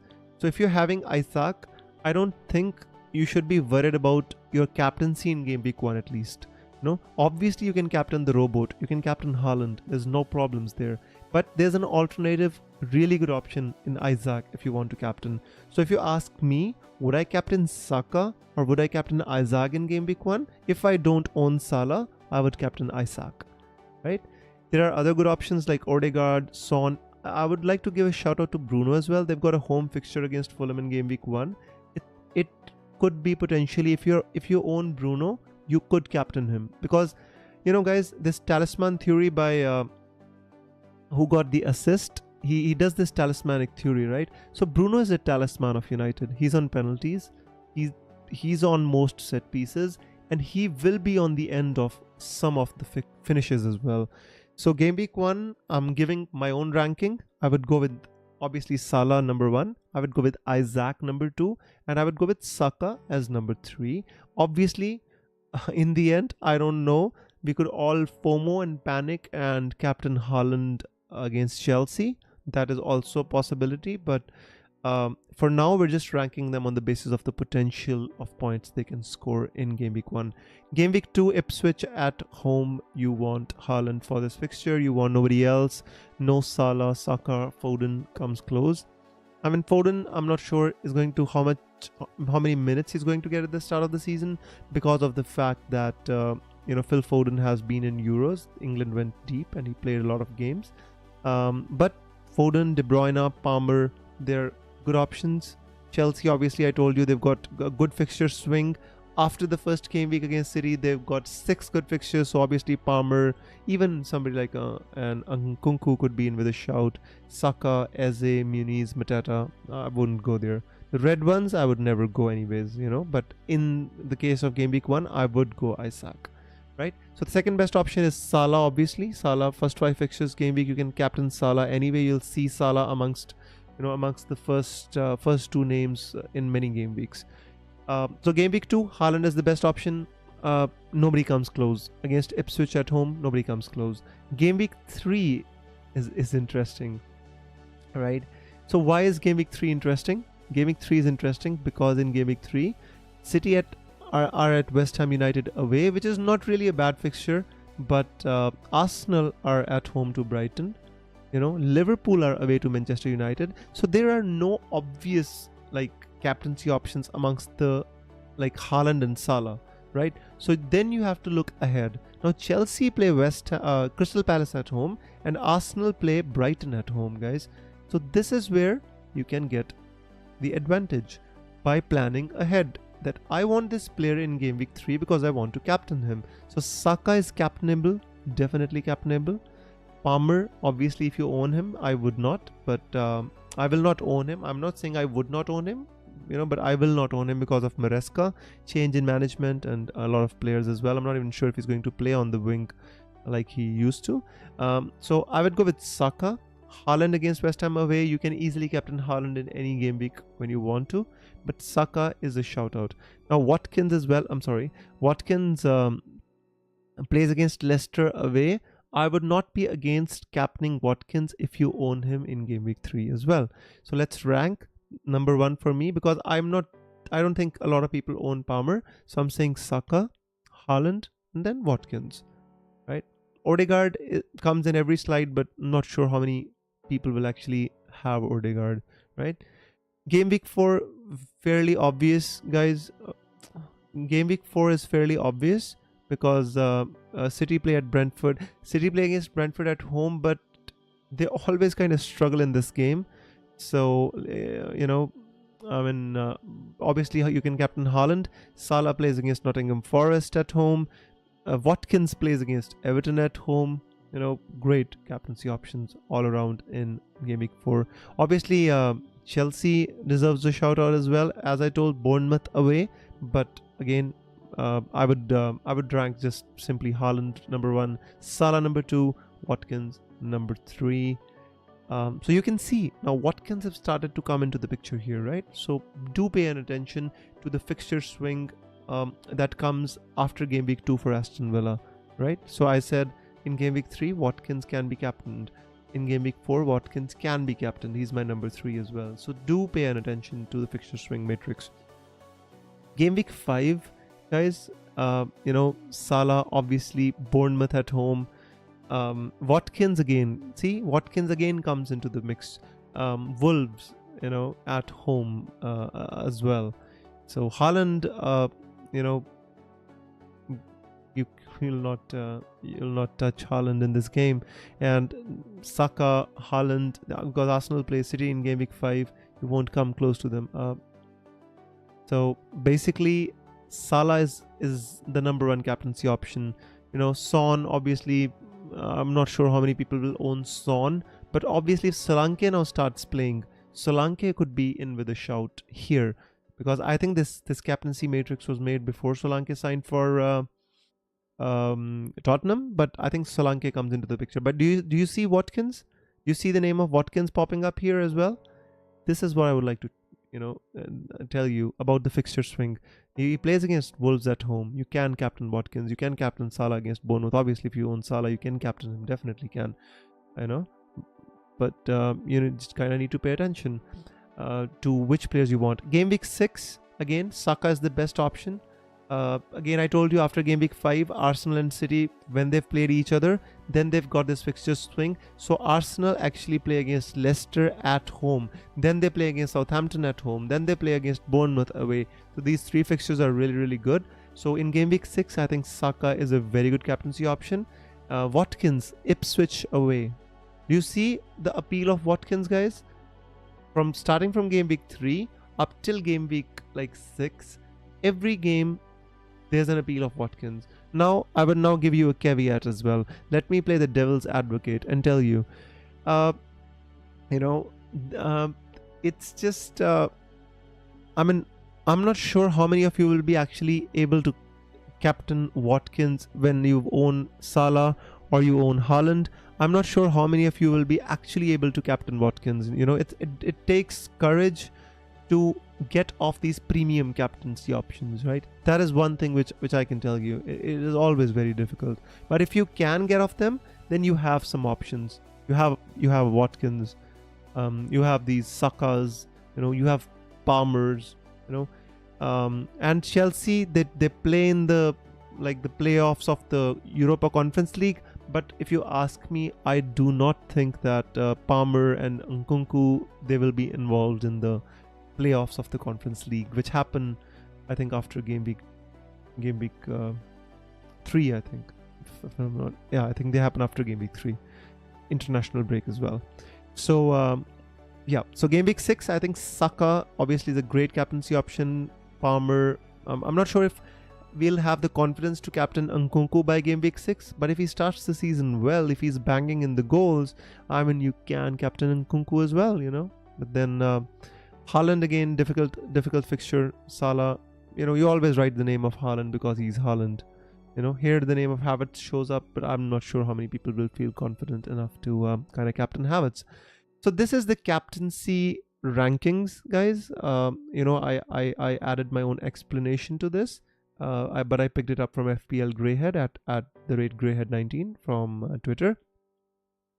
So I feel it's been 1.5 hours and I've been just talking about FPL, guys, and this was all the data that I had brought and I had compiled for you, because I felt that for anybody who was not up to date with FPL, who's not been keeping up with daily fluctuations in the data, in the players, in the information that is coming through, I could just compile it in a long marathon stream and give it to you so you can listen to it as a podcast. I've tried to keep it organic, so I've not interrupted while I was explaining the slides. I've not interrupted it too much, so you can easily listen to it as a podcast, and still you can get up to date with what is happening in the world of FPL now. And beyond this, obviously, we're just now 3 days away from the deadline.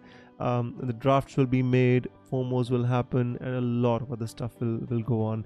But this was all about the data that I had collected regarding to FPL.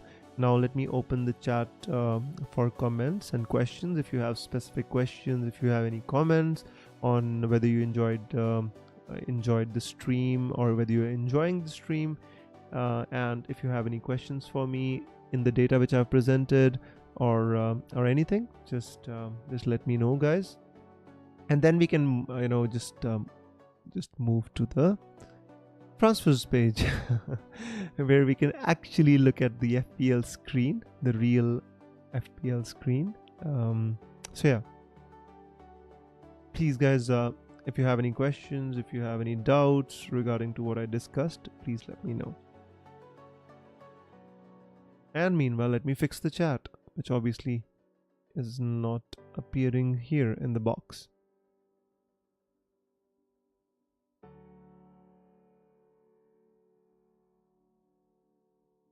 Abhirup had asked a question. Juggernaut had asked a question. He said, "Is Rogers on penalties for Villa?" I don't think so. He's going to be on penalties for Villa, my friend. I mean, there's lots of people who actually take penalties for them. They've got Tillemans who takes, Watkins who takes. I don't think that Rogers is going to be on penalties for them. But I think there's hardly any chance of that happening. Beyond that, Abhirup says Salah plus Guardiola plus Muniz plus Gordon, or Jota plus Trent plus Solanke plus Saka. This is a very good question. This is actually the fight of the two premiums, like whether you want to have like Salah plus Haaland, or you want to have a Saka plus Haaland plus 2.5 million. So that is the question, right? And it's a very interesting one as well. So I would go with, if you ask me, I would go with the Jota, Trent, Solanke and Saka draft as compared to this Salah, Guardiola, Muniz plus Gordon draft as of now.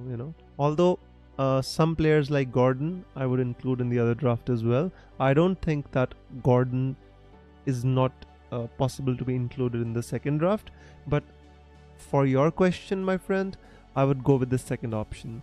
Amit says, "Are you going to do a rate my team today?" Amit, actually, I'm in the process of making my own FPL team. So if I start rating teams, I think it'll kind of mess with my own psychology. So I really don't want to do it. I can answer player specific questions, which would be better. Maybe I can do a stream on Thursday night, one night before the actual deadline to rate your teams. That's not a problem. But today, because I've had a marathon stream explaining everything which I had kind of recorded, so today I would not like to do rate my team. But if you have player specific questions, please be my guest. Paul Trinity says, "Hi Wizard, do you prefer Saka or Son for game week 1? Hey Paul, welcome. And I definitely prefer Saka over Son for game week 1. I feel Saka being on penalties, being the talisman of the team. Son is kind of moving on in years as well. Although he's going to play most of the games, but I still feel that, the impact of Saka on Arsenal is much more. He takes corners, he takes penalties, he scores goals. He is the talisman of Arsenal. Son, I'm not so sure anymore. Kind of the way Ange Postecoglou plays, it's kind of it's total football. Yes, Son is effective, but if you compare the two, I would pick Saka over Son. So Todd says, "Thoughts on Wissa and Boom if Tony is transferred?" Todd, first of all, thank you so much for supporting the channel by being a member for the longest duration and being on every stream that we do. I really, really appreciate it. And the answer to your question, I think Mbeumo would become a really, really enticing option if Tony leaves the club, because Mbeumo would now be on penalties. Wissa would be fine, but Wissa is not a player who I associate with scoring a lot of double-digit hauls. Yes, he'll get an odd goal, odd assist, but I do not associate Wissa with being a player who will get double-digit hauls, right? So if Tony leaves the club, I think Mbeumo becomes so much more exciting as a prospect for me. So much more exciting. He's gonna be on penalties, right? He's gonna be the talisman of the team. We are talking about this talismanic theory, which is discussed in detail by who got the assist on Twitter. He talks about these talismans of the team. Eze, for example, is the talisman of Crystal Palace, right? Saka is the talisman of Arsenal. Son, yes, he is, but I think the extent to which he is, I question whether Saka is a better prospect than him or not, and I feel he is. Abhirup says, I hope that cleared the doubt. Abhirup says, "Thanks a lot, Wiz. Cleared a big dilemma. Team locked now." Cheers, man. If your team is locked now, you are You've achieved inner peace, my friend. My team would not be locked until the last minute in the deadline. By the way, all the people who are watching now and all the people who will be watching the stream later, I would just like to reiterate that the deadline is on Friday night. It is not on Saturday, guys. You don't want to mess up your season by missing the first deadline. So Fulham versus Manchester United game is on Friday evening. So the deadline is on Friday. Please remember that and note it. Amit says, okay, cool. No issues. Cheers, man. Thanks for understanding. He says, thoughts on Raya or Saliba and Gabriel to cover Arsenal defense. Amit, I think I would not go with Raya because I do not see an advantage of picking a 5.5 million goalkeeper who does not save too many shots. Either Raya concedes the goal. He's a bit like Ederson, right? Either he concedes the goal or he keeps a clean sheet. So it's 6 or 2, 6 or 2, 7 or 2. Like that's all Raya oscillates between. It's just the same like Ederson. On the other hand, I would like to kind of pick a goalkeeper who plays for their own team, like Crystal Palace, who had the 6th or the 5th best defense in the league last season, and a 4.5 million goalkeeper in Dean Henderson. Because Johnston is leaving, I'd prefer him much over Raya. In regards to Saliba and Gabriel, if I had to pick one, I would 100% pick Saliba, because I feel that Saliba is going to be a nailed player for the duration of the season, while I do not feel the same for Gabriel, because Calafiori, who has come in, he can play at left back and centre back, and Julian Timber can play at centre back as well. And I don't think Arteta is really happy with the ball playing ability of Gabriel. He sometimes makes mistakes, so he's the one who can be replaced. But if you're asking me for the first 3, 4, 5 game weeks, I think both Gabriel and Saliba should be safe. And for the first 5 game weeks, I think you should pick Gabriel, because I feel he's more attacking, even though both Gabriel and Saliba scored a goal against Lyon. But if I had to pick one for the first few game weeks, 2, 3, 4 game weeks, I would put Gabriel. If you want to pick for the longer duration, I would go with Saliba. Todd says thanks. You're welcome, Todd. Let me have a drink of water, guys. I'm parched. My throat is absolutely dead.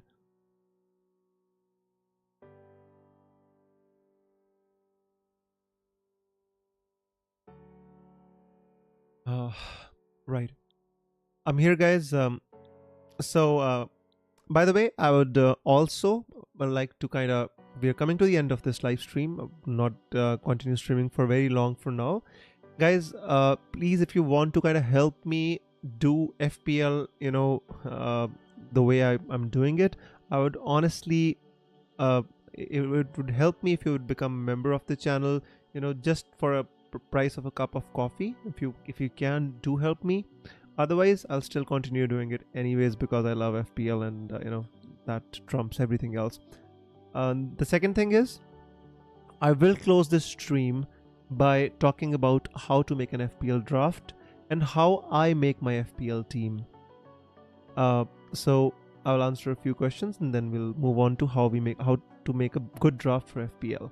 So Paul says, thank you, Wes. Maybe Solanke is enough for the Monday night game. I see a goal fest. Yeah, I mean, Solanke is fine, my friend. I think Ange Postecoglou very categorically stated that he's going to be fine to start the game week 1. I'm not sure, but Ange Postecoglou doesn't seem like the manager who'll say something and do something else. I think he says whatever he wants to say to your face. If he says Solanke can start, I think he can start, How long he will play, how he will gel into the team, that's a separate question. But I would not go with Son, if you ask me. Amit says, thoughts on Porro? Again, he's a premium defender, I guess, at 5.5 million. But I think he has the attacking potential. If you want to go with an attacking defender, then yes, Porro is my first choice, as I already discussed. The fixtures of Tottenham are, they're mixed bag of fixtures. They've got some decent fixtures, they've got some difficult fixtures. I think most people would like to cover the Tottenham slot by picking Solanke, because it's a forward and there's not many forwards that you really want to pick in that price bracket. The option which Solanke gives you. So I think many people will just go with Solanke. But Porro is fine. If you want to go with Porro, it's fine. The only issue I have with the Tottenham defense is they do not keep clean sheets. It's just, we saw that last season, and we saw that in the preseason. Although it's not much to read into, but they do not keep clean sheets. Tottenham does not do clean sheets. So that's the only issue with Porro. 5.5 million. You want a defender to keep clean sheets, right?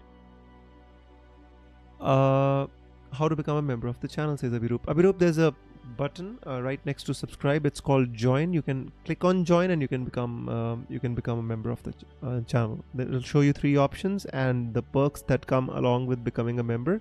So you can read that if you're interested, and become a member. Sakar says Son or Saka. I just answered the question. I would prefer Saka to Son. Although I'm an Arsenal fan, I try to answer these questions unbiased, guys. Not biased. Even if I was not an Arsenal fan, I still feel that Saka is a greater talisman for Arsenal than Son is for Tottenham at this moment in time. And again, Son is getting older. Saka's like 22, 23 kind of, so I feel Saka has a level which he can move into further. He has a ceiling which can increase. Son, I think, has a ceiling which can decrease. If you're getting my point, right? Muniz or Joao Pedro? If you ask me, I'd pick Muniz over Joao Pedro. If I had to pick one player from Brighton, it would be Minte, not Joao Pedro.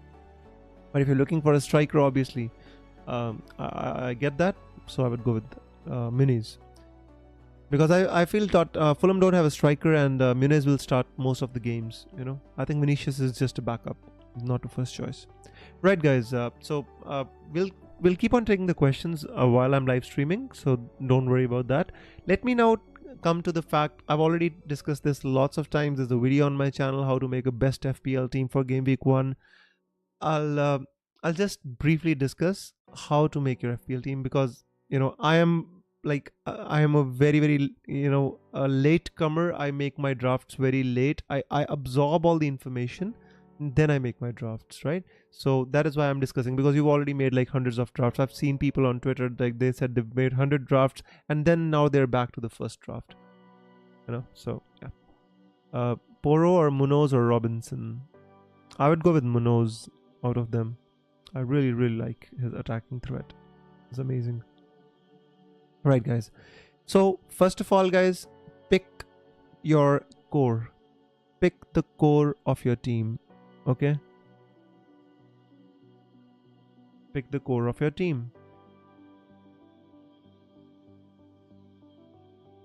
Abhirup says, is the join option available on mobile? Can't seem to locate. Apologies for the inconvenience. I hope it is, Abhirup. It's right next to the subscribe button. Maybe I updated the levels today. That's why it's not showing.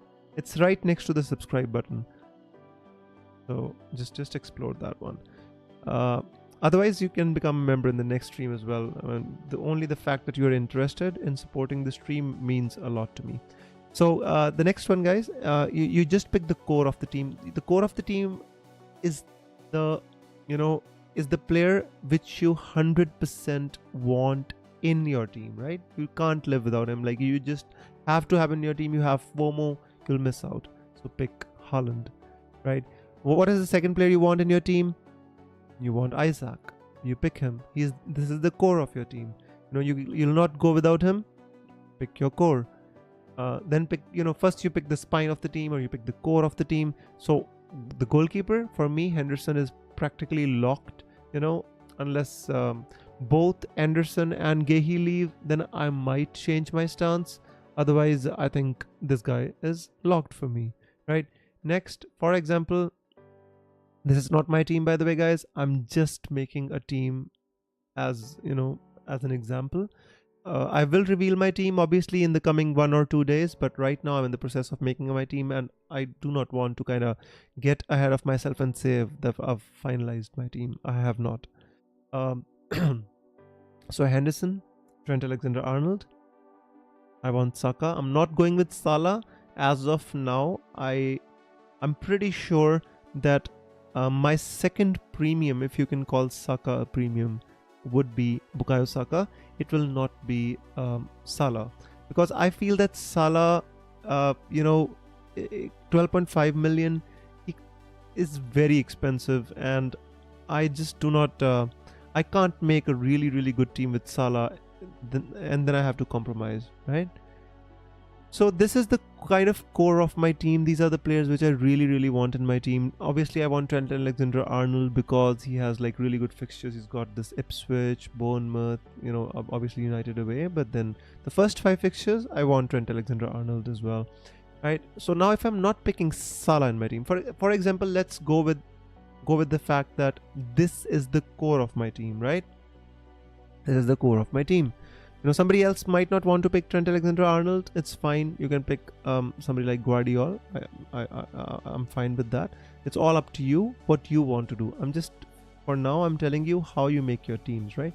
So I'm picking Alexander-Arnold for now. So here's Henderson, Alexander-Arnold, Saka, Haaland, the spine of your team. And then we picked Isaac as our second supporting striker. Beyond this, now you decide which enabling goalkeeper do you want to pick. So for example, I can pick Matthews, who's the 4 million Crystal Palace goalkeeper, but because I want to keep a spot open for Eze along with Munoz, I do not want to waste my 4 million goalkeeper spot on this guy, Matthews. So I'm picking somebody like a Fabianski, right? So this is my second player. I'm just making a hypothetical team, guys. This is not my team again. All right. So we pick Fabianski. Now, which defender do I want? 4 million defender. I 100% want Barco in my team. Valentino Barco. I want him in my team. I've seen him taking corners. I've seen him play. He's very attacking. 4 million going to start. I want him in my team. I want Munoz because I prefer him over Mitchell. I prefer him over Anderson. I want Munoz in my team, so I put him in my team, right? So and then excuse me, guys. Then I can, for example, go with somebody like a Konza. Just a second, guys.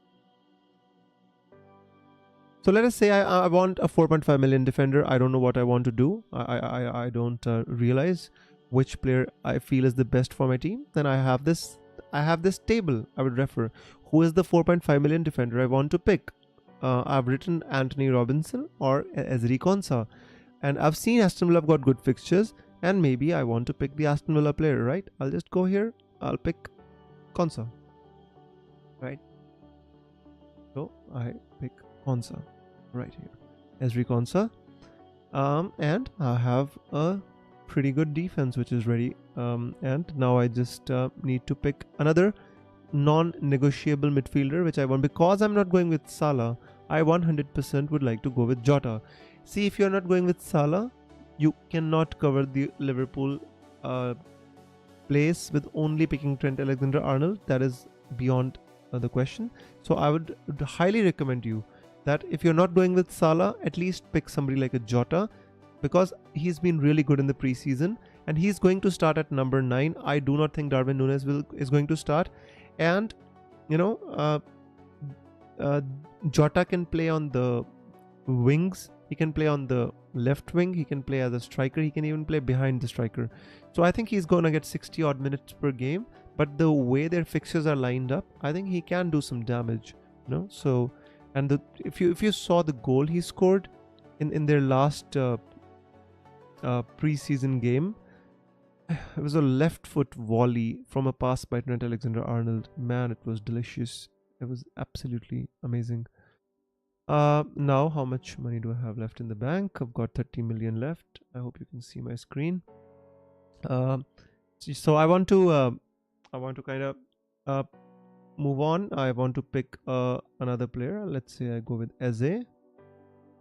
Right. Yeah. Let's say I go with Eze. Then I've bigged up like Nkunku kind of so much, and I will pick him in my team. I think Nkunku is one of the players which will not leave my team. So I will pick Nkunku. So how much money do I have left? See, I'm just making this draft organically in front of you guys. It's not that I've planned this draft. I'm just making it right in front of you from the data that we've kind of collected. So we've got 16.5 million. So let's just pick an enabler. Which enabler did we suggest? So I had suggested 4.5 million. Sangare or Winks, whichever you want to pick, you can pick. It's all fine. Organically, we can pick one of them. I guess Sangare is more attacking but more injury prone, so let's just go with Winks. He's going to play all the minutes, and that's all you need for 4.5 million midfielder, guys. You don't need anything else. I'm telling you, that's all you need. 12 million, right? So what happens if I pick Solanke? Can I pick Solanke? Do I have enough money for Solanke? Right. So guys, see, I've got Solanke, and I've still got 4.5 million in the bank. I can actually pick a 4.5 million defender, right? Now here comes an interesting point, right? Here I get to this point where I can actually pick a Solanke. I can actually pick and still I have 4.5 million in the bank. Right now I will like to take you to a website which is our sponsor website. It's Fantasy Football Fix. I'm really thankful to them. They sponsor our streams every year.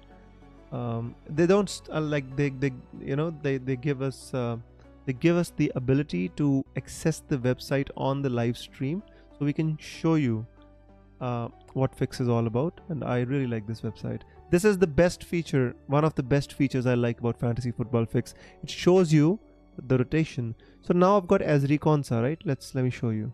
So I've got Ezri Konsa. I want Aston Villa locked, and I want a rotation strategy between 1 and 2 players, right? The first player and the second player. I don't want between 1 and 3. I don't want 3 players rotation. I want a rotation from game week 1 to game week 6. Fine rotation with Aston Villa. The best rotation with Aston Villa is Nottingham Forest. So if I have Ezri Konsa, who I will basically play in game week 4 and game week 5, I can pick a Nottingham Forest defender who will play against Bournemouth home, Southampton away, and Wolves. And then I will avoid the fixtures against Liverpool and Brighton by playing an Everton and Wolves fixture for Ezri Konsa, and then I'll play Fulham at home again with Nottingham Forest. Now, for example, I don't want a Nottingham Forest player. I don't even know which defenders to pick from Nottingham Forest, so I will isolate Nottingham Forest. Give me another team. Now he gives me Brentford. Now in Brentford, I get a Crystal Palace home. Obviously, the 2 fixtures are difficult in the game. In game week 2, I will not be able to play. Maybe I'll play Barco. Who knows? But then I've got Southampton home, I've got Everton home, Wolves home, and West Ham. There's also an option to play home fixtures only, so this is also very helpful. But right now I'm just showing you. So this is how we find the second player which we want to pick. Now let us assume I don't want Brentford. I do not know who to pick from Brentford. Let's find another one. Right. So I've got Arsenal and Aston Villa. Arsenal defenders are difficult, so that doesn't work for her, right? And let's just reset this, and let us assume I did not pick I did not pick Ezri Konsa as my 4.5 million. I picked 4.5 million Anthony Robinson. So let me find out who's the best rotation for Anthony Robinson. The best rotation is a Barco. Guys, a Barco rotates with Anthony Robinson. Why would I pick Ezri Konsa? You know, I'm getting Anthony Robinson, who rotates with my friend 4 million Barco. I get Everton away, I get Leicester home, I get Ipswich away, I get Ipswich home, I got Nottingham Forest home, Nottingham Forest away, and it is absolutely ideal. It's absolutely ideal. Why would I pick an Ezri Konsa over an Anthony Robinson? I would not, right? So this makes up my mind in front of you guys. I'm just making this draft here, and honestly speaking, looking pretty good to me. Robinson, right? Robinson rotates with Barco. I don't need a fifth defender to play. I can play Munoz, I can play Trent every week. You know, I can play Robinson and Barco rotation. So let's just go with a Harwood Ellis. Why not? Southampton has good fixtures to start the season. Let's just play Harwood Ellis. And you know what? I've got Wout Faes from Leicester, and I've got this Southampton player. So let me see which is the better rotation with Barco. Does Barco rotate better with Harwood Ellis, or does Barco rotate well with this Leicester? Right? Obviously, Leicester is a crap defense. I'm just doing this because I want to be able to decide which 4 million player I want to pick as my second player, right? So Leicester, no, not Leicester. Brighton is locked, right? And I want to know their rotation with Southampton. Let us see. So if I have Brighton and Southampton, if I have Harwood Ellis and Barco, I get these fixtures. Everton away, Nottingham Forest, Brentford away is a bit tough, but fine. You know, Ipswich, Bournemouth. I mean, it's pretty good, guys. I mean, you can pick Harwood Ellis without any problems because you're getting pretty good fixtures, right? You can rotate these players. Now, for example, let's see what Ben Johnson would give me. Now, where is Ipswich? Why can't I find Ipswich? There you go. So I'm locking Ipswich. Now let us see how Ben Johnson rotates to that. Guys, let's see here. Everton away, obviously Manchester United, difficult game for Barco, but he's on set pieces. Who knows what's going to happen? You know, Fulham, Ipswich, Nottingham, Aston Villa, not bad, guys. I mean, you can pick Ben Johnson, you can pick Wout Faes, right? Or let's see if they rotate with Leicester. Johnson is all, yeah, I know. Johnson is 4 million, Wout Faes is 4 million. So I'm seeing Manchester United, Aston Villa, Ipswich, Everton, Chelsea. No, this is Wout Faes is not going to work. Either we pick Ben Johnson or we pick Harwood Ellis. Let's go with Harwood Ellis because I think Southampton have got better fixtures. Although Ben Johnson is a fullback, he plays better, but let's go with Harwood Ellis, who gives, too much care about a 4 million fifth pick. So we have our team with, guys, we have our team here. Now let me show you my team. So guys, we have a team here with 0.5 million in the bank. Can you believe that? I mean, it's such a beautiful team, actually. Show you? Yeah, it's all right. You know that we've got 0.5 million in the bank. I don't need to show you that. So we've got a beautiful team here, guys, right? And it's pretty much organic. And Eze, for example, could become. Now we've got 0.5 million in the bank. Henderson could become Nick Pope, right? You don't want 3 Crystal Palace players to start the season. Why do you want to get Henderson and Munoz, double up on the Crystal Palace defense? Fair enough. You got 0.5 in the bank. Go for Nick Pope. No problems, right? For example, you don't want Nkunku. You go with Mbeumo, especially if Ivan Toney leaves, right? You don't want a Solanke. You don't know he's going to start the season. You go with Havertz. Why do you go with Havertz? Because we have a list telling us which players do we want from 8 million striker. We want Havertz, right? You go down, you can go with a Fulkrug. You can save 1 million, right? This is how we make our teams, guys. This is how I make my team. This is how I do my research. And then it takes me 5 minutes to decide which players to pick in which positions, because I know which players are best in each position. And this is how I always kind of make my team. This has always been the same. I've been playing fantasy for a very long time, and I always do the same things.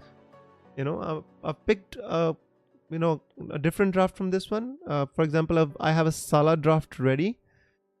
Winks to Rodgers for Aston Villa cover. Absolutely. You've got 0.5 in the bank. You can move Winks to Rodgers and you'll have Aston Villa cover. Now you can play around, right? For example, Abhiroop has made a brilliant suggestion. He says go with Rodgers, and now I've got an Aston Villa player who scored 5 goals in the preseason and is mooted by the Aston Villa fans to start a lot of the games which are going to come. Beautiful. You can go with Rodgers. Why not? Right? So it's kind of, if we get Winks back, Eze or 2x 5.5 minutes. I think actually if I was the second 5.5 million would be ML Smith Rowe, and I don't like that. I would suggest you to go with Minte if you want to go with one, but the problem is 2 5.5 again is you're having one 5.5 million player always in your playing 11. I don't like that unless you're playing a a 4-3-3 or something of that sort, and your 5.5 million mids will be on the bench. I personally, I think 1 5.5 is good enough, bro. That's just my opinion. I'm not saying that you should play the way I play the game. I'm just telling you my thought process and way I will make my team. If I had to make a team without Salah, right? Now people say, okay, fair enough, make a team with Salah, then you can simply just take out Diego Jota, take out Trent Alexander-Arnold, take out Saka, just make a team with Salah. No problems, guys. How much money do we have? 12.5. Easy. I mean, it's pretty easy to kind of now make a team. For example, make a team with Salah. Let's make a team with Salah. 5 million in the bank, guys. Still got 5 million in the bank. Just pick anybody you want to. Pick Ezri Konsa. He rotates well with Barco. He rotates well with what was it? I think it's a Brentford player. Anyways, I'm just this is again, guys, just making a draft right in front of you. I've not thought about this. I'm just making a draft right in front of your eyes. I have a Salah draft which I've made for myself, but it is not the same as this one, right? But I'm just making it organically right in front of you, right? See how easy it is to move from like the other draft to this one. If you have a spine of your team which you fix, your spine is now Haaland, your spine now consists of Salah, and unfortunately no expensive defenders, so your spine consists of somebody like a Munoz and then Henderson, right? Still a very good draft, right? It's a Salah draft. You want to take some more money off, do not pick Eze. You go a little bit more cheap, 5.5 Minte. You have 1.5 million in the bank. You pick a more expensive defender, guys. How many money do you? We still have 0.5 in the bank, by the way. You can upgrade one of your positions if you wanted to. You can move from, for example, you're worried you don't have any Arsenal cover. Fair enough. You go from Solanke, you go and get Havertz. You see? And now we have 0 million in the bank, but then we still have a good team. This is how you pick a team, guys. See, I'm not trying to make any drafts. I'm not trying to finalize any drafts here. I'm trying to give you a framework for picking the drafts. Take my list of best players which I have discussed with you at every price point.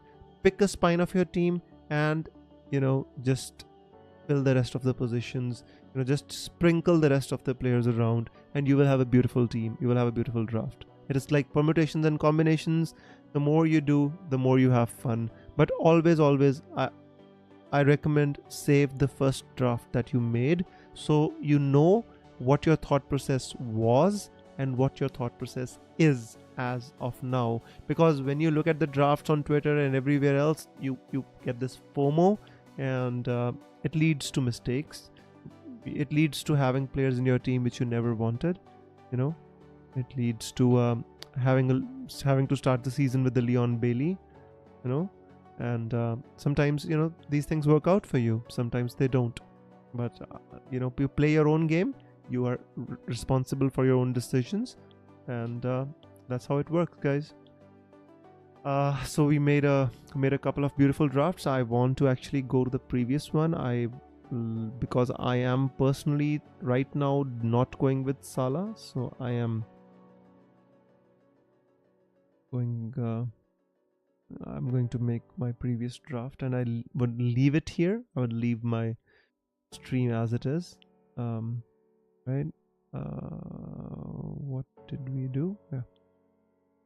There you go. There you go.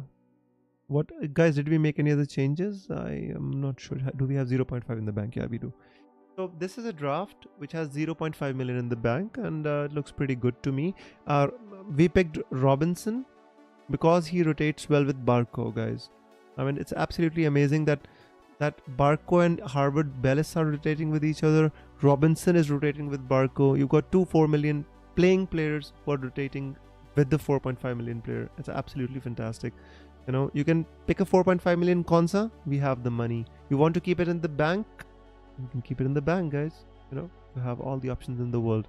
So that is that is about it that I wanted to discuss, guys. I know that I always stream a little bit late, or I start my streams a little bit later, but I'm not here to kind of, just make no Haaland drafts just for the sake of it.